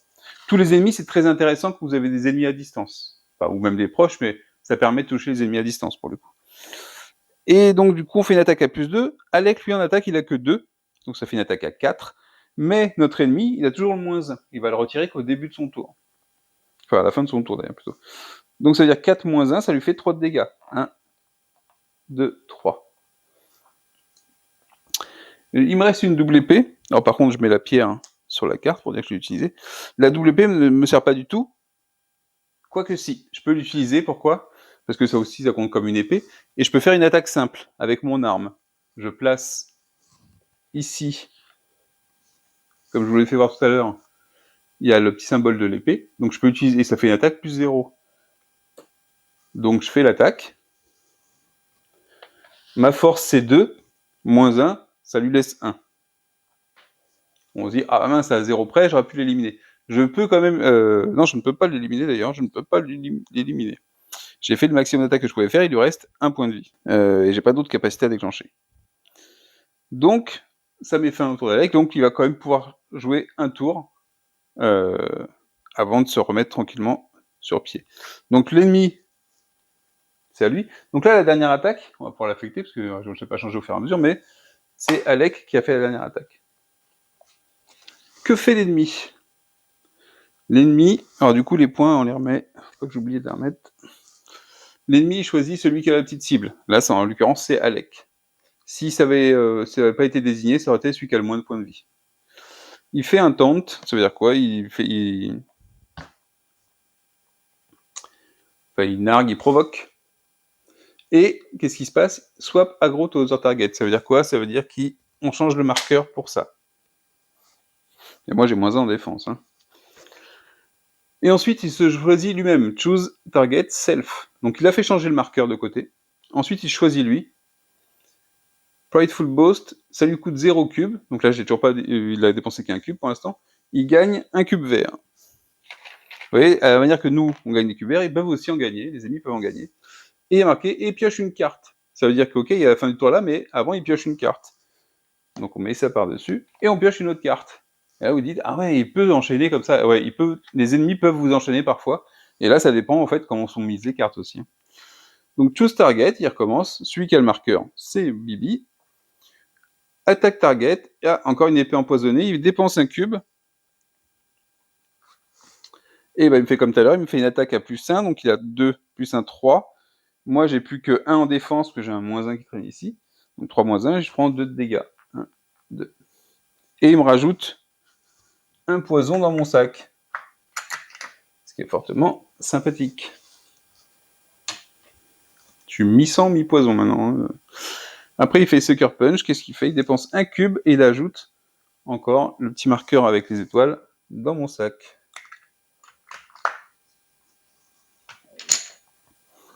Et il s'arrête. De toute façon, s'il y avait autre chose. Donc, si jamais il est arrivé sur une carte après, ou un effet qui dépense un cube, mais sachant qu'il n'a plus de cube, l'action ne se ferait pas. Par contre, on continue à descendre jusqu'au bout de la carte, jusqu'à un end turn, et de la dernière carte qu'on aura piochée, pour savoir qu'on s'arrête. Ça s'arrête comme ça. Donc là, sachant que moi, j'ai plein de... attention, c'est la fin du tour, donc on va défausser les cartes, et les jetons. Donc celle-là, ma carte, elle se retourne. Celle-là, ça se retourne. La carte sur laquelle j'ai activé la pierre, on met la pierre sous le cooldown, ici. Dans les jetons qui sont ici, celui-là, il est remis dans la réserve, c'est un vert, et les 3 noirs, ils sont remis sur la défausse. Pareil pour Alec, ça se retire, mais ça se tourne pas. Ici, ça tourne, donc on va avoir à nouveau l'Empower, et ça, c'est utilisé. Les 3 jetons noirs sont défaussés. Alors maintenant, je vais vous parler d'un truc, qu'est-ce qui se passe si j'ai plus de jetons dans le sac? Si j'ai plus de jetons, je reprends tout ce que j'ai défaussé ici, donc ça veut dire aussi les poisons, d'ailleurs les poisons ils vont venir ici, tous les poisons que j'ai récupérés là, et ça c'est défaussé, ça aussi. Donc les jetons reviennent dans le sac, et on pioche dans le sac. Par contre, je peux très bien faire ce remplissage de sac avant même que mon sac soit vide. Parce que je regarde, je dis, oh là, avec ce qui me reste dans le sac, ça va pas être terrible. Oui, si je regarde mon sac en ce moment, il a un peu... c'est un peu des effets un peu contre moi et pas beaucoup de plus. C'est-à-dire qu'en fait, là, j'ai 3 noirs. Ça veut dire quoi? Ça veut dire que vu qu'il faut que je pioche 4 jetons, je vais tout piocher. Et donc, je vais me reprendre des dégâts et ainsi de suite. Sachant que là, lui, il ne reste plus qu'un dégât. À voir si c'est intéressant. Alors après, je sais aussi que si je fais une seule attaque avec Grigori, une attaque de base même, j'élimine l'ennemi. Donc ça peut être bien aussi. Donc en dépensant un point de vie, je peux remettre les jetons qui étaient en défaussé dans mon sac et ensuite piocher. Je le fais forcément avant de commencer à piocher, pas après. Dès que j'ai commencé à piocher, je vais jusqu'au bout. Grégory, est-ce qu'il pourra le faire? C'est pas sûr que Alec puisse faire quelque chose de bien avec ce qu'il a dans le sac. Ah si, peut-être. Alors on va essayer de faire commencer par Alec pour voir s'il y arrive. 1, 2,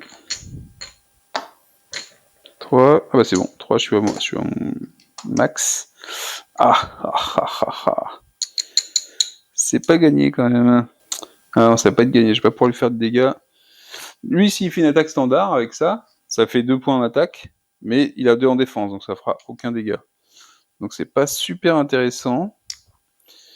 J'aurais eu une chance, c'était de retourner une des cartes pour lui faire des dégâts, mais là ce sera pas le cas. Alors ce que je vais faire ça. Je vais dépenser 2 boucliers, 2 cubes d'action. Ça me fait rajouter c'est lesquels déjà? Ces marqueurs-là, qui sont là du froid en fait, sur l'ennemi. Et quand je mets ça, pour chaque jeton, je lui retire un cube vert. Je lui enlève un jeu cube vert. Donc ça veut dire que ça, son cube vert, là, il l'a perdu. Bon, j'aurais pu lui en faire perdre 2 si j'avais pu. Hein. Mais ça va limiter tout petit peu ses actions. Et ensuite, bah, je vais dépenser ça et ça avec un cube. Et je vais regagner un cube vert. Hop là, voilà. Et ça met fin au tour d'Alec. Bah, ensuite, je vais faire grigouille, hein, j'ai pas le choix, donc à mon avis, je vais tirer tous les jetons du sac. Mais je sais que je vais réussir à éliminer l'ennemi, par contre. 1, 2... Donc on doit les tirer un par un, parce que si jamais... vu qu'il faut s'arrêter dès qu'on a le nombre de noirs qu'il faut, donc il m'en faut 4 des noirs, 3... Donc avec ça, et donc là mon sac est vide, c'est-à-dire qu'au prochain coup, s'il y avait un autre tour, là il n'y en aura pas je pense, s'il y avait un autre tour, je remettrais tout sans dépenser de points de vie. Donc déjà, on a 2 poisons, et par contre on a une vie aussi. Ça veut dire quoi? Ça veut dire que je perds -2 et +1, donc ça, je perds 1. Ensuite j'ai 2 jetons comme ça, donc c'est-à-dire tous mes verts, ils sont épuisés. J'ai un -1 sur le bouclier, donc la défense est très faible, mais il me reste de quoi attaquer. Donc là, je me pose même pas la question. Alors, ce qui peut être fait parfois, sachant qu'on a les jetons verts et les jetons verts qui sont des bonus qu'on conserve dans le sac, si vous avez des activités, si vous savez que vous allez terminer l'ennemi, vous pouvez déclencher des aptitudes qui vont vous faire gagner des jetons verts, par exemple, pour les avoir dans le sac pour le prochain combat. C'est intéressant à faire aussi. Thématiquement, c'est pas trop ce que c'est pas présenté, mais c'est quand même super pratique d'un point de vue gameplay. Ça veut dire que par exemple, moi, je peux très bien décider de mettre une épée ici. Ah, non, je vais faire ça. Je vais mettre seulement une épée ici. Je dépense un cube. Enfin, oui, je dépense un cube. Les autres sont déjà dépensés. Ça me permet de rajouter une épée verte dans le sac. Alors par contre, si je fais ça, ça veut dire que je rajoute un jeton dans mon sac et que là, il reste plus qu'un jeton. Donc au prochain tour, s'il n'y a pas d'autres jetons, soit je paye pour tout remettre, histoire de pouvoir piocher quelque chose, soit j'aurai qu'un seul jeton à piocher. Mais bon, là, je sais que ça se termine, donc c'est pas très grave. Et après, je vais faire une attaque standard, toute bête. J'ai 3 en attaque, il a 2 en défense, ça lui fait 1 point de dégâts, et ça suffit à l'éliminer. Et voilà comment se passe le combat. Donc là, c'était un combat plutôt simple. Bon, à part que moi, je suis empêtré dans mon empoisonnement, hein. Mais c'est un truc sympa aussi, c'est que l'empoisonnement, vous voyez qu'il y a plein de malus qui sont temporaires le temps du combat, ou le temps même du round de combat. Par contre, le truc comme le poison, il vous suit tant que vous le soignez pas. Et pour le soigner, c'est très difficile quand même. Il y a des capacités qui permettent d'enlever des jetons de malus. Il y a des endroits où des ingrédients qu'on peut acheter qui vont nous faire enlever. Il y a aussi, je crois que j'ai une pierre ou j'ai je sais plus quoi qui existe comme matériel qu'on a au campement, qui pourrait me retirer pas mal de jetons. Mais voilà, le poison, il reste vraiment en vous et il revient régulièrement vous pourrir un peu la vie. Donc ça, je trouve ça plutôt sympa dans l'esprit. Le fait de défausser les cubes verts aussi, c'est bien sympa. Une fois que contre l'ennemi, tous les ennemis sont à 0. Au dos de la carte ennemie, vous avez les récompenses associées à l'ennemi. Donc ici, on va récupérer 8 luxe essence. Donc on va faire changer le marqueur là-bas, 8 luxe essence. Et 10 cils, donc 10 pièces d'or, qu'on va mettre sur le marqueur qui se trouve là-haut. Et ensuite, hop, on retire tout. Donc tout ce qui était ici, on peut le ranger. Et de notre côté, comme en fin de round, hein, oula.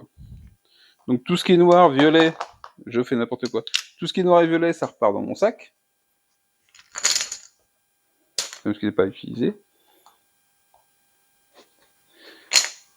Donc là, j'ai encore du violet qui traîne.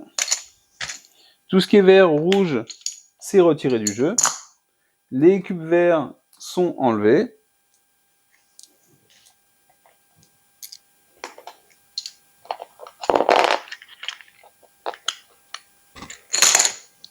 Les pierres, elles sont remises ici. On remet les cartes qui sont sur S, enfin qui sont pas sur P, on les remet sur P. Hop. Ici, on est bon. Et on est prêt à repartir à l'aventure. Ça veut dire qu'on repart sur la carte et on poursuit notre phase d'exploration jusqu'au prochain event, qui soit narratif, soit un autre combat, et ainsi de suite. D'accord? Donc vous avez, je pense, un bon aperçu du combat, malgré tout. Donc là, le combat contre un ennemi, c'est plutôt simple. Alors au début du jeu, vous êtes tout seul. Je crois qu'il y a un combat contre 2 ennemis quand on est tout seul. Il est plutôt rude, celui-là. On se creuse un peu plus les méninges.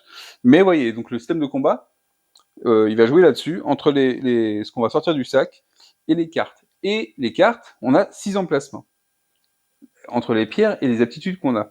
Les aptitudes, vous allez en gagner grâce à l'arbre de compétences. Si je reprends l'arbre de compétences, alors où est-ce que je vais le retrouver? Donc si je prends les index, en couleur c'est sympa, hein, mais bon, j'ai pas envie d'écrire là-dessus. Donc les compétences que je pourrais...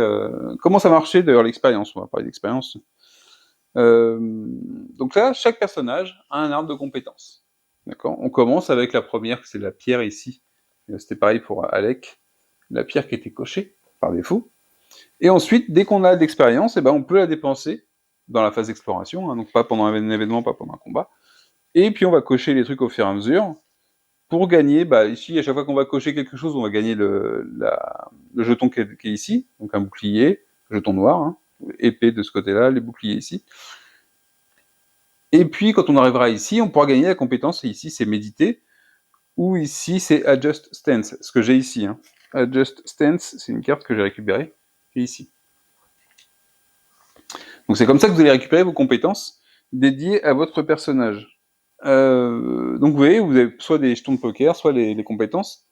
Le coût pour l'upgrade d'une compétence, il est indiqué en dessous. Donc ici, quand vous avez un petit point ici, la case, hein, c'est pour cocher, le petit point, ça fait référence au chapitre 1.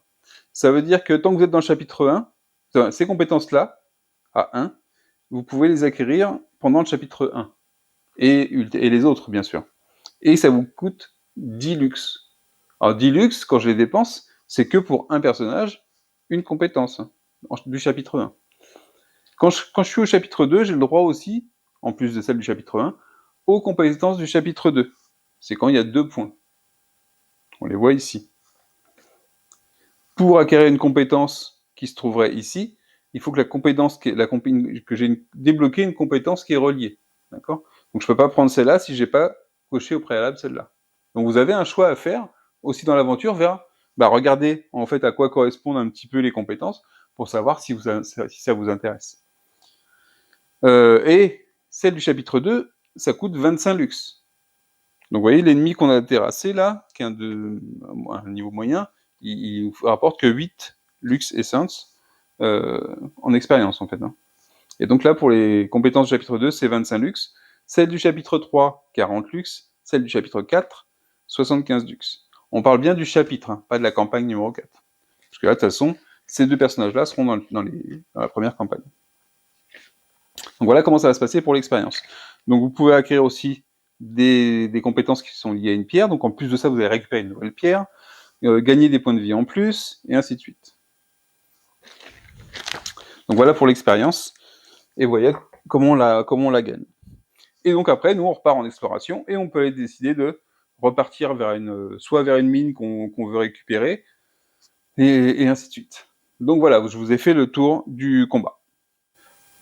Donc, concernant le combat, ce que je voulais rajouter aussi, vous voyez que les ennemis, comment ça marche, hein, ils ont chacun un deck, donc tous les ennemis d'un type auront le même deck, ils auront seulement des attributs différents en fonction de leur niveau, mais par contre, vu qu'on le mélange tout le temps, en fait, la courbe avec les 8 cartes ne sera jamais la même d'un combat sur l'autre. Il faut savoir aussi que les ennemis peuvent influencer les autres ennemis qui sont avec eux, donc ils peuvent donner des effets bonus à d'autres ennemis qui sont là, c'est pas forcément en plus les mêmes ennemis, donc ça va vraiment changer la physionomie d'un combat, et ça, c'est vraiment plutôt cool. Malgré tout, parce que je veux pas m'emballer trop vite, malgré tout, je peux comprendre, je n'en suis pas encore arrivé là, je pourrais comprendre qu'à un moment, il y ait une certaine répétition dans un combat. C'est-à-dire qu'on ait l'impression que ça se répète un peu trop de la même façon. Pourquoi ? Parce que je le remarque parce que aussi, je pense que c'est lié au personnage, mais je pense que le fait qu'on change de personnage à la fin d'une campagne, ça va nous aider, et puis on fait quand même bien évoluer nos personnages, ça va aider à couper la monotonie. Mais vous voyez que je sais que mon personnage, par exemple, en ce moment, je vais essayer de faire le combo qui me permet de baisser la défense d'un ennemi, de retourner la carte qui se trouve ici pour me faire une attaque à +2, profiter que j'ai fait le -1 sur bouclier pour déclencher celle-là, ainsi de suite. Donc potentiellement, je vais chercher un peu la même chose. Mais, étant donné que j'ai mon tirage du sac, en fonction de comment il est composé, en fonction du vécu des combats précédents, et de ce qui peut s'être passé, parce qu'en fait, lui, Alec, il avait une compétence avant qui permettait de récupérer des jetons épée et bouclier vert. Donc ça veut dire que le contenu de mon sac pouvait changer aussi, parce qu'il pouvait me le donner, ou le sien. Bah, ça fait que vous allez aussi avoir une partie opportunité qui est de « Ok, je visais ça, mais là je peux pas le faire, qu'est-ce que je peux faire de mieux ?» Ou qu'est-ce que je peux faire sans planter ma stratégie qui est de faire ça quand même. Donc voilà. Mais effectivement, il y aura peut-être un moment où on va se dire « Ah ouais, mais le combat, ok, je vais attendre ça pour le déclencher, je vais le déclencher, ça va faire des points en moins, et ainsi de suite. » Après, moi je trouve que les ennemis, quand même, on n'a pas la même sensation. Il y a assez de cartes chez les ennemis pour nous donner du frisson et pour nous donner des moments où c'est chaud pour nous et pour nos points de vie. Et ça, c'est pas mal. Là, en ce moment, je suis très gêné par mon poison, mais on pourrait être gêné par plein d'autres effets. Il y a dans le jeu une possibilité de faire des esquives, et puis là, avec cette compétence-là, il y a quand même un truc qui est super sympa, c'est que bah, je peux retourner une carte directement pour aller plus vite sur mon combo. Donc ça veut dire que je vais pas forcément devoir utiliser cette carte-là pour la retourner, parce que là, l'attaque qui a +2 sur cette carte-là, ça veut dire qu'il faut que j'ai activé une première fois cette carte-là pour pouvoir la retourner à la fin du round, et ensuite utiliser ma compétence d'attaque à +2. Là, ici, avec cette carte-là, je peux le faire plus rapidement si je ne l'ai pas utilisé celle-là. Donc je peux dire, ok, j'ai un bouclier, je le mets ici, je retourne la carte, hop, j'ai 2 épées, hop, je fais l'attaque. Je le fais plus vite que d'attendre que j'ai le -1 de bouclier, faire ça, et ainsi de suite. Donc, on peut avoir un schéma d'attaque, il peut se répéter, parce que c'est peut-être notre combo le plus pertinent, mais on n'y arrivera pas tout le temps. Donc il faut faire aussi en fonction de ce qu'on a, et ça, c'est quand même pas mal. À ça, il faut penser que vont venir s'ajouter sûrement des accessoires. J'en ai pas encore. Vous voyez que j'ai pas encore acheté d'accessoires parce que c'est pas non plus facile d'en récupérer. Après, j'en suis qu'au chapitre 2 de la campagne 1. Faut voir ça aussi. Mais vous voyez que déjà à ce niveau-là du chapitre, il y a beaucoup de gameplay. Et c'est aussi normal qu'il y ait une sorte de boucle de jeu un petit peu qui peut sembler répétitive, mais que je trouve pas encore pour l'instant répétitive, parce qu'il faut quand même qu'on puisse avoir le temps d'évoluer au travers de 4 chapitres. Donc si on avait tout d'un coup dès le départ, bah la suite de toute façon on l'aurait à un moment, même s'il y a beaucoup de variétés, si on avait beaucoup de variétés dès le départ, on arriverait sur une boucle plus rapide.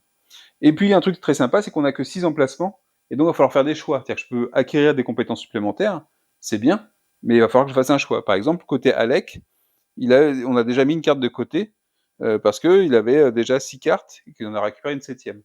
Donc on a décidé mon fils a décidé d'enlever une carte et d'en mettre une autre. Mais à chaque phase d'exploration, on peut se reposer la question, est-ce que je rechange ma combinaison? Au dernier combat, c'était pas terrible, donc on va faire ça, on va le changer un petit peu, pour essayer de trouver le bon set de cartes à utiliser en combat.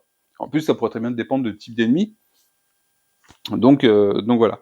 Donc moi, je trouve plutôt intéressant, je trouve marrant à jouer surtout, parce que c'est quand même un jeu, donc faut se marrer à jouer. Je trouve ça super sympa parce qu'il est plutôt naturel une fois qu'on sait le jouer, et puis après, ça va dépendre des cartes. Donc une fois que vous savez jouer, vous pouvez jouer n'importe quel personnage, tout se basera sur les cartes qu'on a et les jetons dans le sac, et ça c'est quand même super sympa. Il n'y a pas une mécanique nouvelle à apprendre, c'est seulement une façon différente de gérer les cartes et de savoir comment elles fonctionnent, si elles permutent, si elles permutent pas, si elles font des effets entre elles, et ainsi de suite. Donc ça, je trouve que c'est un truc sympa, parce qu'il y a une partie préparation malgré tout, qui est pas trop profonde, enfin pas trop lourde plutôt, mais qui est nécessaire si on veut faire du combo. Par exemple, Alec, il y a un combo plutôt sympa, et mon fils a fait en sorte de l'avoir, je crois. C'est que... Donc ici, il peut retourner des cartes avec ça, mais il a ça, je crois. Donc cette carte-là ajoute des jetons de freeze, par exemple, ceux qu'on a mis tout à l'heure pour enlever les cubes verts, c'est des jetons violets. D'accord. Il a une fiole de poison aussi, qui permet d'acheter du poison sur un ennemi, qui sont des jetons violets aussi. Donc ça fait, quand on les pose, ça fait que -1 par jeton à l'ennemi. Hein.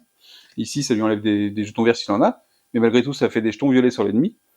Et il a un effet ici d'Empower, et qui est sur cette carte-là, mais il faut qu'il la retourne, qui est de faire descendre, mettre du -1 sur les attaques de l'ennemi. Et le côté Empower, c'est que tous les ennemis perdent 2 points de vie pour chaque jeton violet sur eux. Vous voyez le combo. Parce que là, si j'en ai 4, ça fait 8 points de vie qui partent sur un ennemi. C'est énorme. Mais il faut réussir à faire la combinaison qui fait que celle-là, elle se retournera, qu'on a réussi à retourner aussi celle-là, donc c'est pas toujours évident, et qu'on déclenche celle-là. Donc en plus, il faut avoir la capacité à déclencher. Donc ça se fait pas forcément en un round, ni en 2, mais on peut essayer de l'amener et de le chercher. Et le fait de rechercher ces combos, je trouve ça plutôt sympa. Alors moi ici, ils sont plus volatiles parce que mes cartes se retournent tout le temps, que du côté d'Alec, en fait, elles se retournent pas tout le temps. Une fois qu'on a réussi à la retourner, la carte, normalement, elle bouge plus. À part celle où il y a l'Empower, ça veut dire que potentiellement, celle-là, on a remplacé nos cartes et on attendra qu'elles soient du bon côté pour faire les dégâts. Donc voilà, il y a vraiment des synergies différentes, et j'imagine, et j'espère, que ce sera aussi le cas pour les prochains personnages dans les autres campagnes. Pour vraiment ne pas avoir une impression de rejouer deux personnages qui ont un nom différent, des cartes un peu différentes, mais qui ressemblent à une logique qui serait la même. Donc voilà ce que j'avais à vous dire. Globalement sur Isofarian Guard, je vais en venir à... Je pense que moi je suis très emballé par ce jeu. Le jeu est très agréable. L'histoire est super intéressante. Le doublage VO de l'application Forteller, il est vraiment top. Le système, il est vraiment très simple. Je pense que vous vous êtes rendu compte, hein, le système il est plutôt simple. Le côté aventure, exploration, c'est très très simple. C'est basique même, hein, mais c'est plutôt simple et ça marche bien, et j'ai pas besoin de plus finalement. On pourrait imaginer avoir plus de découvertes ou d'explorations aléatoires, par exemple. Mais il faut pas oublier qu'il y a une histoire à dérouler, donc à quoi bon se perdre dans même des quêtes qui seraient pourries. Je pense que les quêtes secondaires sont relativement intéressantes, ou du moins apportent une petite histoire en plus, en parallèle. J'ai pas terminé de quête secondaire, la quête de la caravane n'est pas encore terminée, mais ça apportera un petit plus à l'histoire. S'il y en avait trop, et s'il y avait des quêtes FedEx, du style, je vais rapporter du bois à quelqu'un, ça deviendrait pénible. Je pense qu'il faut vraiment se concentrer sur des histoires qui sont intéressantes. Système simple, c'est plutôt intuitif, et je vous dis, moi je passe mon temps dessus à jouer, pas à me poser des questions sur les règles. Mes questions, c'est où est-ce que je vais? Est-ce que j'ai assez de points de vie pour aller là où j'ai envie d'aller? À quelle auberge on s'arrête, parce qu'elle coûte cher celle-là et pas celle-là? Qu'est-ce qu'on va aller essayer de construire comme arme ou comme épée? Est-ce qu'on fait une quête ou est-ce qu'on va chercher quelque chose? Alors, dans le chapitre 1, vous allez être amené, je vais vous le faire voir quand même. C'est un peu de spoil, hein, mais c'est pas très grave. Vous allez être amené en fait à découvrir ce campement-là. Alors je vous dis pas comment, pourquoi, parce que l'histoire est intéressante aussi.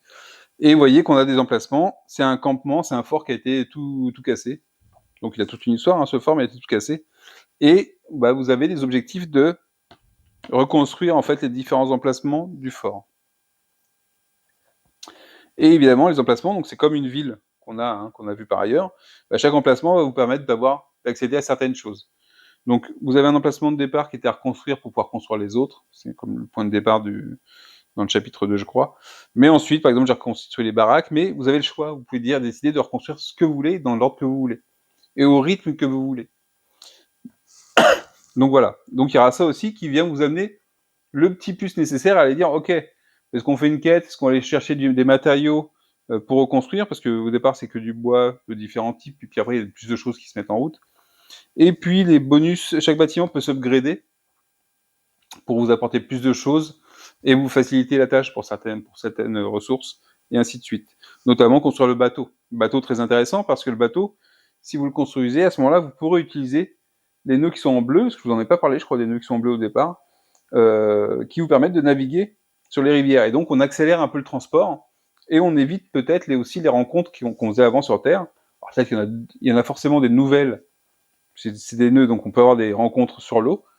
J'ai pas encore testé, parce que j'ai pas encore mon petit chantier naval, mon petit embarcadère ici. Mais voilà, donc on peut aussi débloquer ça, et ça a un impact sur le gameplay sans changer de règle quoi que ce soit, et donc c'est super sympa. Franchement, belle découverte que ce Isofarian Guard. J'ai fait que le chapitre 1, donc il y a un tuto, et franchement, le tuto reste intéressant pour découvrir le jeu, mais une fois qu'on l'a fait, on n'a rien vu du jeu, quoi. On n'a vraiment rien vu du jeu.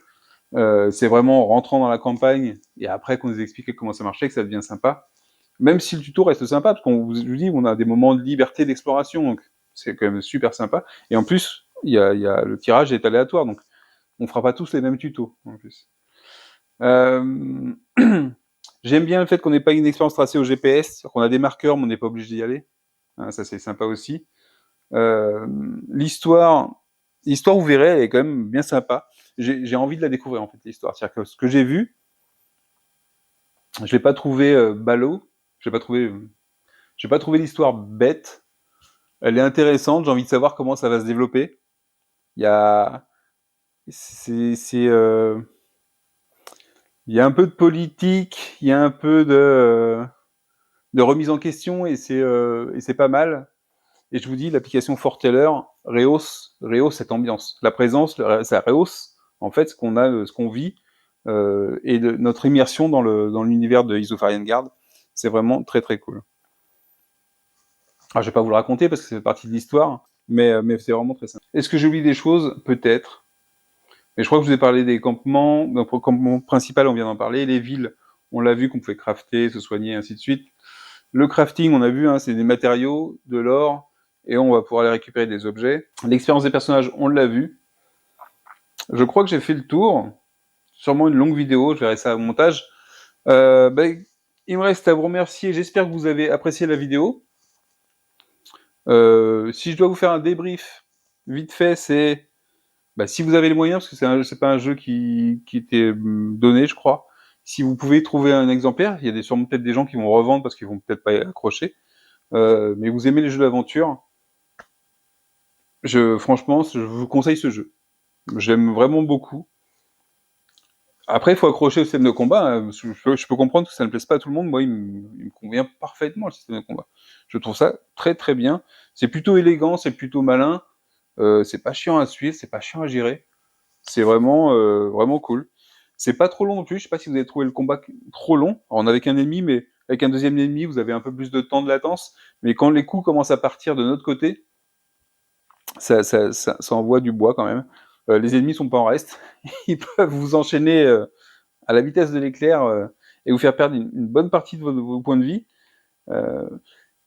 Après, moi, je sens que les ennemis sont pas là pour nous éliminer complètement. Mais ça peut arriver, hein. J'ai eu une fois que Grigori est tombé au combat, mais pas Alec. Mais leur but, c'est quand même de vous ralentir au maximum, d'un point de vue gameplay, hein, je parle.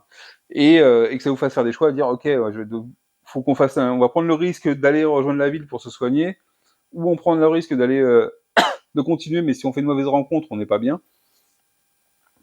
Je pense qu'ils peuvent être mortels à plus haut niveau, et je pense que leur plus grosse difficulté, c'est leur défense. C'est leur défense, et ça va dépendre de votre attaque. Parce qu'effectivement, quand ils ont une grosse défense, le combat il se ralentit parce qu'on peut pas leur faire des dégâts autant qu'on veut. Et en plus, ils peuvent se soigner, hein. Je vous préviens, ils se soignent, les ennemis. Donc, ils se soignent parfois entre eux, ils vont soigner les autres aussi parfois. Donc, mais je trouve que c'est super bien. Je trouve que c'est vraiment bien. J'ai plaisir à lutter contre les ennemis. J'ai pas l'impression de jouer pour eux du tout, parce que je suis la carte, donc ça, j'ai pas l'impression de faire d'interprétation, et ça, c'est vraiment très agréable. Bon, je crois que j'en ai assez parlé. Voilà, moi j'aime vraiment bien ce jeu. Je suis content qu'il y ait autant de campagnes. Je pense pas que j'enchaînerai la campagne 2 sur la campagne 1, mais je suis pressé de continuer à faire mon aventure. Mon fils adore ce jeu. Voilà, pour moi, il coche beaucoup de cases d'un jeu d'aventure. Et c'est Isofarian Guard. Et sur ce, je vous dis à la prochaine. Ciao, ciao.